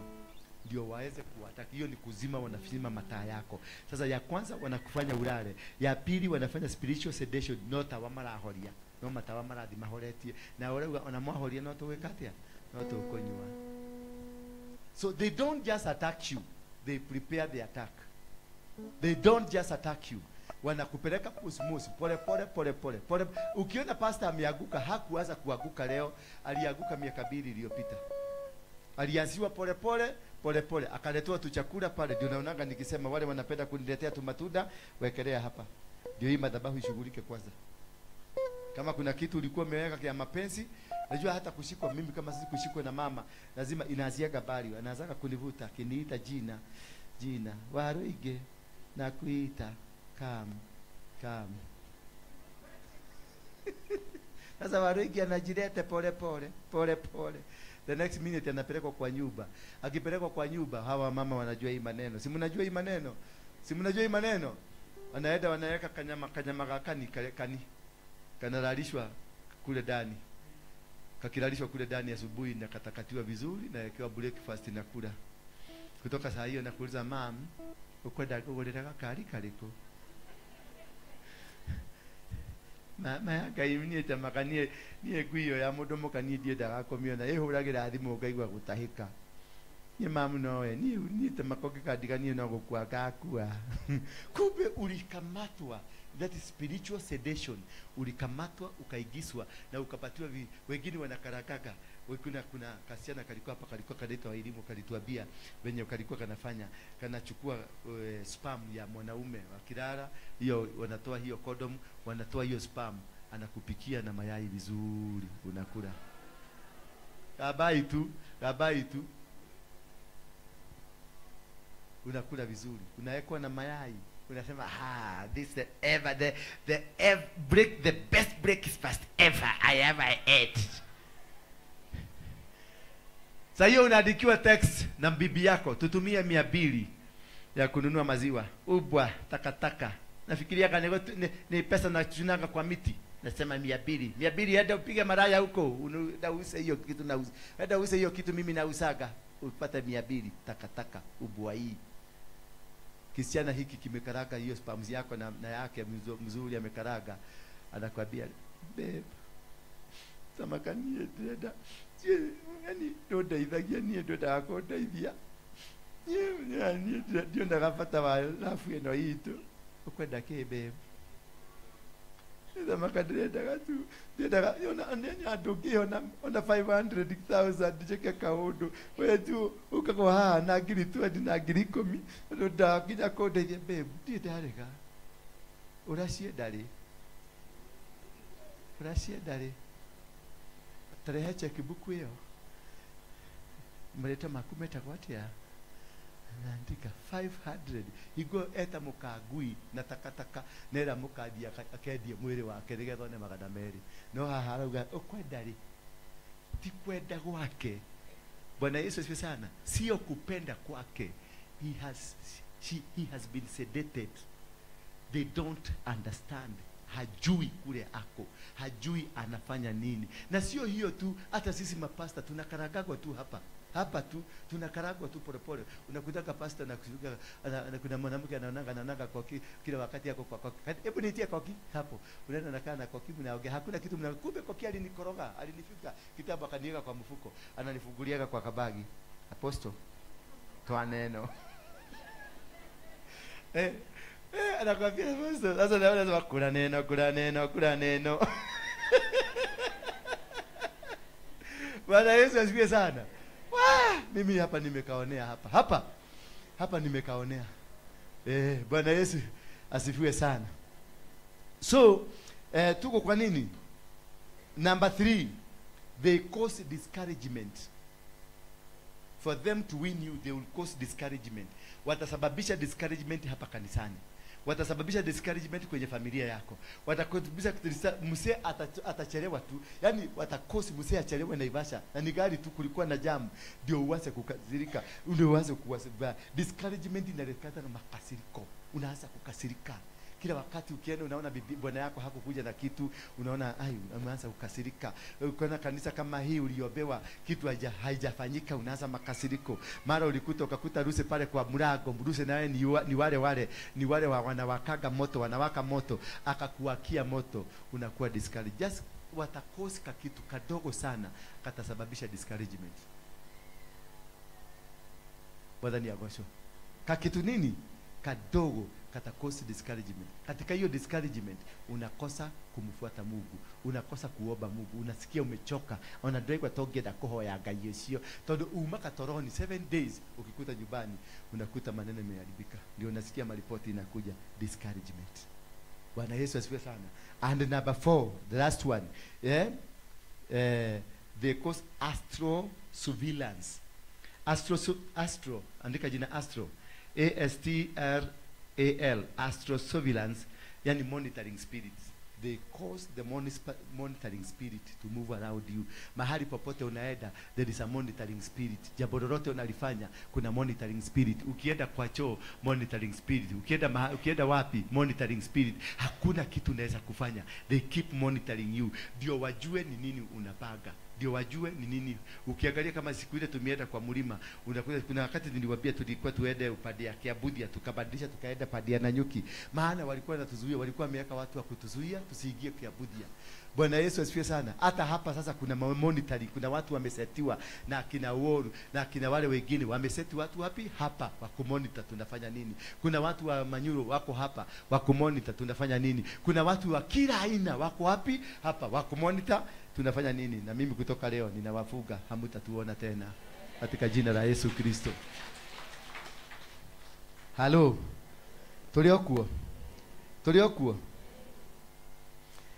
what do they fear? Wanaogopaga nini?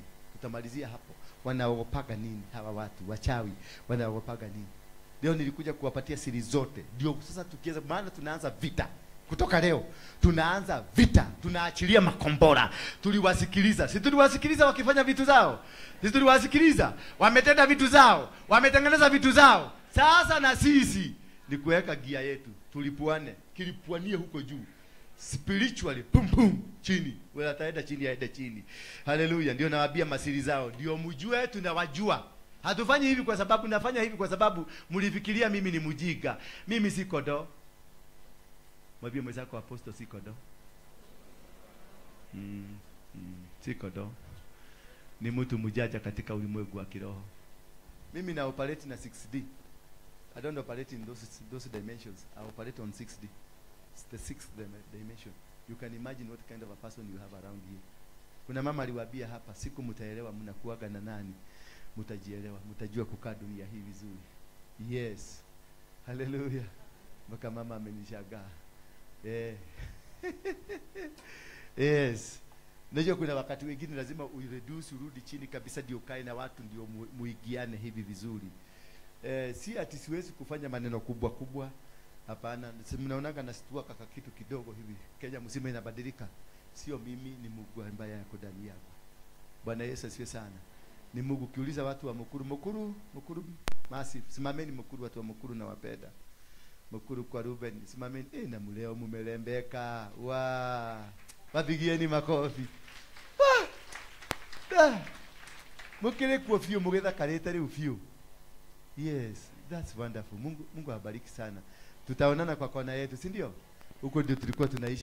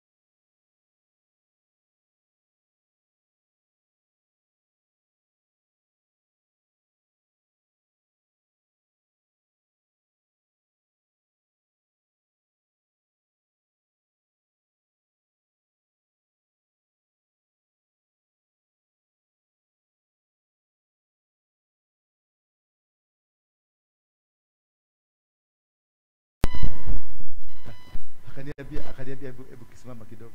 Nikaona amesikia wakutoki. Baba Roja, tuko na waruiji hapa. Nikasikia arrest him immediately. Nikaeka mtu yote kwa mdomo. Na nikafunga macho ndio wasinione. Sasa hiyo nikasikia malizaji tua. Area yote ikakuwa covered vizuri. Nikaweka kwa radio ilikuwa karibu nikaenda. Nilikaa miezi ingine 10 na kamote yangu. Bure kabisa. Nilienda sikuoga, najua huko sasa ukipelekwa industrial area hakuna maji ya kuoga. Kwa hivyo kama fikagu kalikalia hapo kakakukia hapo.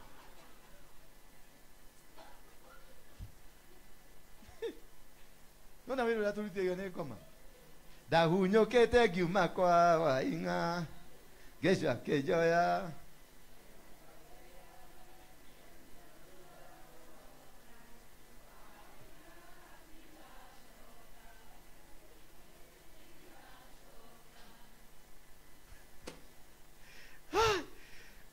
A prayer that is built on scriptures, it is backed by the Bible, by the word of God. So when you are doing a prayer backed by the scripture, it is backed by the Holy Spirit. Kwa hivyo chochote ambacho utakifanya, it will confuse your enemy. It will cause your enemies not to be able to understand. Hawatajua, hawataelewa. Na hasa hapo ndio unaopo ukisema, as you said you will never forsake me nor leave me, God. Hata kama nitapita kwenye bonde la kifo, Baba ulisema hautaniacha. Baba ulisema kwamba, yani unaenda ukikot katika Ezekiel 37 ukamwambia mwanao ati afufue mifupa iliyo mikavu. Unaweka ma scripture after scripture, subscripture. You become more powerful. You confuse them. And number 3, consistent prayer. Consistency. Yani tulianza kuomba kama tulikuwa tunaomba kutoka Monday mpaka Friday, tunakuwa consistent in praying. Tuna pray kuomba maombi ambayo hauachilii, unaendelea. Hiyo inawakishanga permanent fire, wanashida kukaribia. Wanakishanga permanent fire mahali popote huko, the angelic power inashuka kwako, inakukamata, inakuongoza mahali huko, moto inawaka. Chochote unafanya, moto hata wakikuja wanakupangia, moto inawaka. Ukienda mahali popote, moto imewaka. Ukiingia ndani ya gari, watu wanaanza kuulizana ni nini mnasikia? Mnasikia nini? Ukiingia mahali kama hapa, Holy Spirit anashuka, malaika wanashuka, unaanza kusikia watu wakiulizana ni nini? Niki gani? Are you feeling what I'm feeling? Wewe unasikia nini?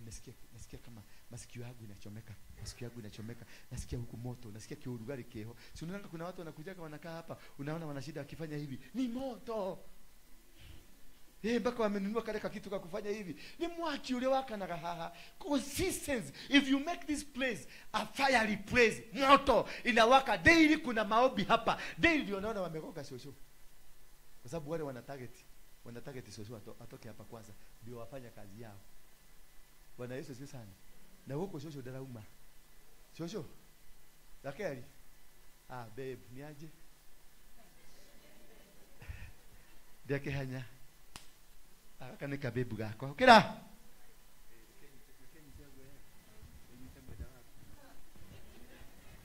akane kabebu gako no nate iko nauri korake bulash nakaka kage guko mutira umaruga mana iguru mwile tu akebiraga akiugolo bwana isho mutina igwe kashimena mwile tu akiuliene mwana kene kama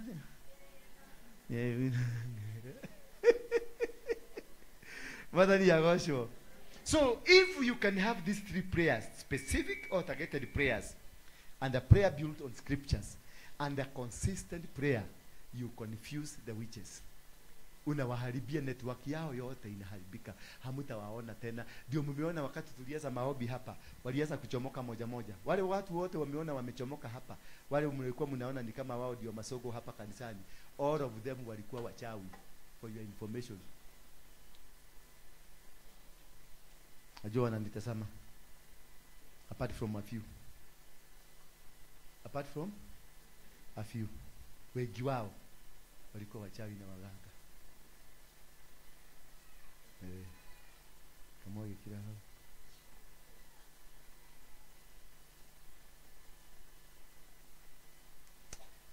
Wacha tuache hiyo sasa, hii imekuwa mingi, hatutamaliza.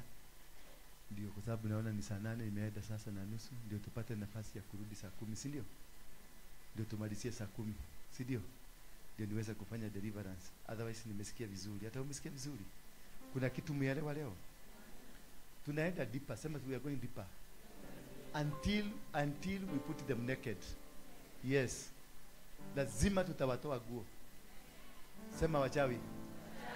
Sema mchawi. Utaenda naked hapa. Sema mchawi. Ninakujua. Ninakujua. Utaenda naked. Hapa tena hakutakujaga mchawi. Hii nawaambia hapa tena. Haha guku gutigo kinyaga murogirenge guku. Kana ni wakanua, kana ni wa mithaiga. Kuna wachawi mara ngapi? Kuna wa mdomo na kuna wa nini? Wa miti. There are two types of witchcraft. And from today, ukiwaangalia sasa wameanza kushikwa na kiguoya. I arrest everything that you are doing now. Kuna wengine umekuta sasa wameshika miguu hivi na vidole wameshika. Hebu angalia mwenzako uone venye amefanya vidole. Angalia wewe mwekana mwangalie. Wanakuja hapo wananifuka, wanafuka, unaona amefanya vidole hivi na ameshikanisha miguu hivi na amekaa alafu akaro makeni. Ate ne kuohara ha aposto. Ate ndeko hujia mothe. Kiria kwenda kuhujia ndeko hujia. Ndakioha. Na mimi ninafungua, wewe nafungua, nafunga uchawi yako yote, nafunga nia zako zote, nafunga mipango yako, nazima mataa yako, nazima macho yako, nazima masikio yako, miguu yako na ikozesha nguvu. Hautabeba uchawi ukikulete hapa. Never again. Mwambie mwenzako never again. Mwambie kumewaka moto. Mwambie uchawi peleka kwa Muthede.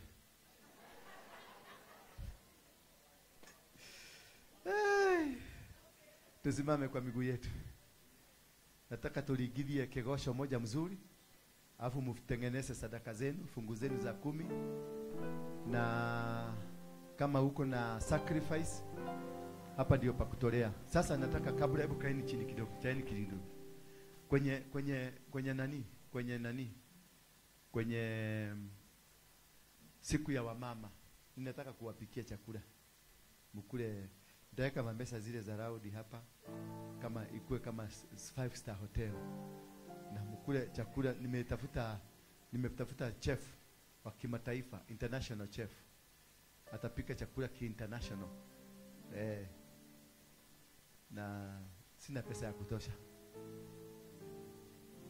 Sina pesa ya kutosha. Mtanisaidia? Nani anasikia anaweza kunisaidia? Kanyana leo. Mato mudo tare muhene ni wao kwa naiguru. Nisaidie tu. Mtu atanisaidia. Simama kama utanisaidia, simama juu. Nataka around 60,000. Simama. Tuobewa mama wafunguke. Simama tu. Kama unasikia unaweza kunisaidia, nataka unisaidie. Maana nilisema hiyo gharama nataka kuisimamia. Lakini sasa Mungu ameniambia hapa, share the blessing with others. Bwana Yesu asifiwe sana. Simama na ongojea. Nimeambiwa kuna watu kama wengine wawili wanataka kusimama lakini wanashindwa jinsi ya kusimama. Haya, wachana na hao. Utanisaidia na pesa ngapi?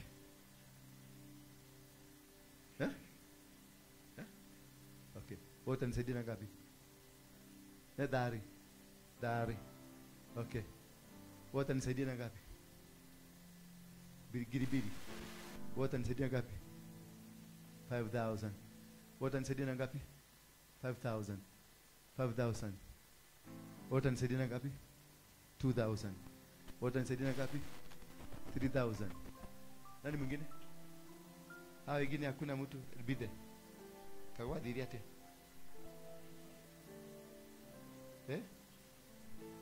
Sasa ni aje? Unakula nini? Keke. Chukueni hiyo. Hakuna mtu mwingine wa kunisaidia? Wewe umesema ngapi? Wewe. I say nazungumza. 3. Okay. Tukimaliza ibada Ian, chukua hiyo pesa. Tukimaliza ibada. Asante. Tumemaliza. Imekamilika. That is a kind of a church I need. Tunasema kitu na inamalizika hapo, tunaenda to the next level. So, mwana leo kanisa imeachiliwa na wachawi. Si umeona wachawi wameachilia? Things are flowing. Nikagwirema, tumeteseka kwa hii nyumba. Koki. Si unajua venye tumeteseka kwa hii nyumba? Venye wachawi wameturoga. Wametuvuga. Eh? Kai. Ulikuwa unanihurumia? Wewe, ulikuwa unanihurumia? Eh. Oh, you are not caring. Namule kane aji kwa kila kagashi adoye. Kai. They are not ready to marry now. Lakini, to be very frank, I thank God for this far we are. Bwana Yesu asifiwe sana. Sometimes you pray. Wakati nilifundisha hiyo maombi nikaomba na nikaambia Mungu niondolee hawa watu. Niliwaondoa. Mungu akawaondoa. Walipoenda huko nje wakatengeneza ka message. Sijui kama ulikaona. Ulikasiona? Walitengeneza ka message. Na kanyangalika kengine kalikuwaga hapa. Sasa hata kama wanakodeke hato yako hatari. Sisi ali. Ona ngoma no ndirathire kuria ngoma nilete kuuliza shetani swali. Mbona unanikosea adabu hivi? Ni nini hiyo unataka kuniletea kwa maisha yangu? Unajua kuna kitu shetani anaweza kukuletea mpaka unaenda kuuliza shetani mwenyewe. Hii ni aibu. Si ukileta kitu ya maana. Lakini sasa unaangalia who was behind it. Bwana Yesu asifiwe sana. Who was behind it? Aliyekuwa behind ni mtu alikuja akijifanya pastor, akakuja akakaa na sisi hapa. Sasa alikuwa amekuja to target, na wale alitarget alienda na wao. Wale wote alitarget alienda na wao. Bwana Yesu asifiwe sana. Lakini watarudi kama ulimi imefanya nini? Imeanguka mpaka hapa. Watarudi. Wapatie majuma 2, 3, 4 hapo hivyo. Megosho kane meshiashika lete atia. Mare defiled. Na mare meheretio mutarataraini. Leule kila mtu ameshika pesa yake. Inua juu nataka niombe. Inua juu, shika kila mtu aliye hapa.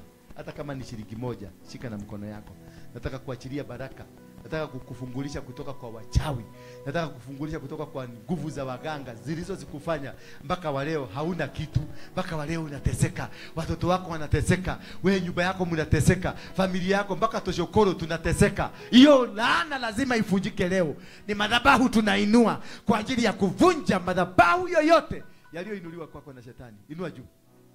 Sema, Bwana Yesu, mwana wa Mungu, nimekuja mbele zako kutubu dhambi zangu na za familia yetu na damu ya kwetu na familia ya kwetu na maeneo ambayo nimetoka. Laana za wachawi, laana za waganga, laana za ibilisi kutoka leo ninazivunja. Ninainua dhabihu hii ya kuvunja madhabahu aina yoyote yaliyoinuliwa kinyume na maisha yangu, yaliyoinuliwa kinyume na familia yangu, yaliyoinuliwa kinyume na huduma yangu, yaliyoinuliwa kinyume na ndoa yangu, yaliyoinuliwa kinyume na afya yangu, yaliyoinuliwa kinyume na maisha yangu, katika jina la Yesu. Sema amen. Wekeleeni hapa haraka. Wekelea tu hapo na uweche. Wekelea tu hapo. Mahali popote uko karibu na madhabahu, wekelea. Wengine wekeleeni hapo. Hata kama ni shilingi 1 huko nayo kuja wekelea. Kila mtu aamuke akuja awekelea hapa.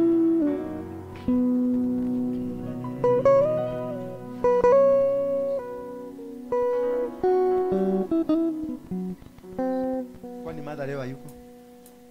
Alifanya nini mmoja? Hajasema? Na huyo mama mwingine? Mmoja miguu. Mumeroga yeye. Sisi. Atembe? Sisi. Akwa mpige simu nimwombe. Nilijua alikaragwa. Maombi ilifanywa jana Saturday usiku. Akakaragwa.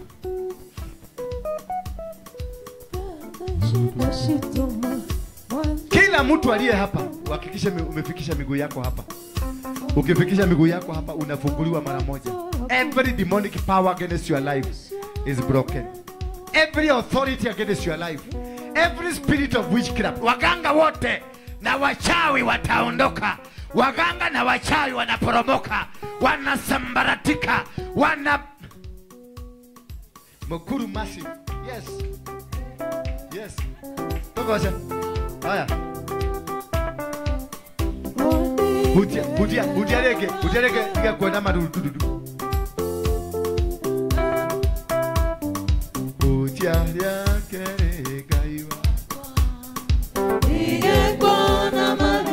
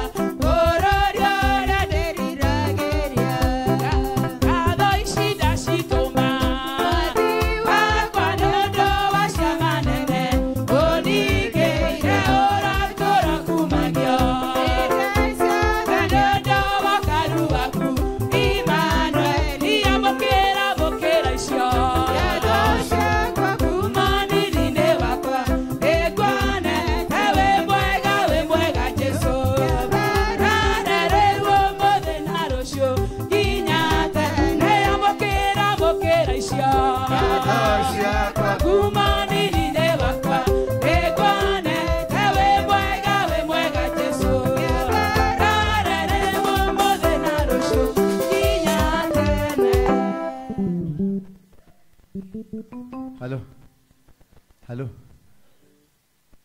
Hebu niambie kitu moja. Sema kwa sauti moja, nataka Yesu kwa maisha yangu. Wewe shetani, nifungue. Sasa yule anataka kuokoka, kuja hapa haraka. Nimekufungua, kuja hapa haraka. Kama unataka Yesu kwa maisha yako, kimbia haraka. Kimbia, kuja bio. Kuja kama unakimbia, usikuje kama una walk. Kama unakimbia. Kama unakimbia kuja mbio. Kuja mbio, nasema I command wherever you are. Kuja mbio. Nafasi hii imefunguliwa kwa sababu ya dakika 5 peke yake. Kuja haraka. Wale mnataka Yesu aingie kwenye maisha yenu, mukombolewe, ubadilishwe, nyota yako irudi. Kile waliiba kutoka kwako. Kija, nimesema bio, sisemi mutembee na katu woke hapa. Unakuja bio. Yes, haraka. Time limited. Time inaisha. Yes. Kuna mwingine anataka kuokoka. Mami kibia. Niki aukai henya. Tukienda kwa Yesu tunaidaga bio. Kabla mlango ifanya nini? Ijafungwa. Haleluya. Nyota zinaregeshwa sasa. Nyota, angalia venye nyota zinaregeshwa. Sasa subat katu hapa uone venye nyota zinaregeshagwa. You see things coming back. Power of God coming to you. Naona manabii hapa. Naona matajiri, naona maisha ikiregeshwa. Naona huduma hapa katika jina la Yesu Kristo. Sasa anzeni kupokea katika jina la Yesu. Sema Bwana Yesu, mwana wa Mungu, uko hai. Toka leo nimeamua kukutumikia, kukufuata na kuishi maisha yako. Wewe shetani, hauna nguvu tena katika maisha yangu. Mimi ni wa Yesu. Sema amen. Katika jina la Baba, la Mwana na Roho Mtakatifu. Ninaachilia nyota yako ikashuke sasa. Naachilia nyota yako ikashuke. Naachilia kufunguliwa kwako. Naachilia kufunguliwa kwako. Kule walikuiba wakakupeleka, uregeshwe sasa. Regeshewa bidako, regeshewa mali yako, regeshewa maisha yako, regeshewa huduma yako, regeshewa watoto wako, regeshewa huduma yako, regeshewa huduma yako,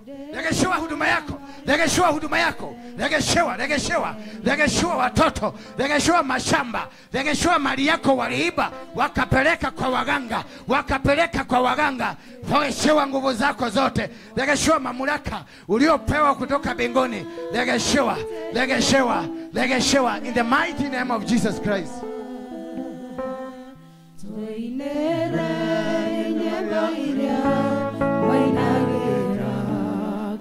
Wale waliokoka last Sunday, inua mkono juu. Wale waliokoka last Sunday. Wale tuliokoka Sunday, inueni mikono yenu juu. Ningetaka kuwaona na nyinyi pia mtaenda pale. Kuna nani anadili na hii? Ni nani?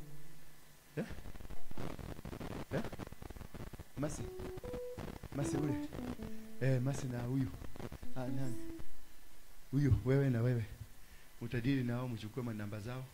Nataka kuwa msaada kwao. Mtaenda pale. Hebu endeni saa hii. Kusiongezeke watu wengine. Endeni saa hii pale nyuma. Pale kwenye ile masanduku ziko pale nyuma. Endeni, msirudi kwa kiti, ukirudi kwa kiti hautaruhusiwa kukuja hapa. Hawa tu waende hapo. Endeni pole. Sasa nyinyi ni wa Kristo. Utarudi kwenye kiti chako baadaye. Endeni pale. Thank you, God bless you.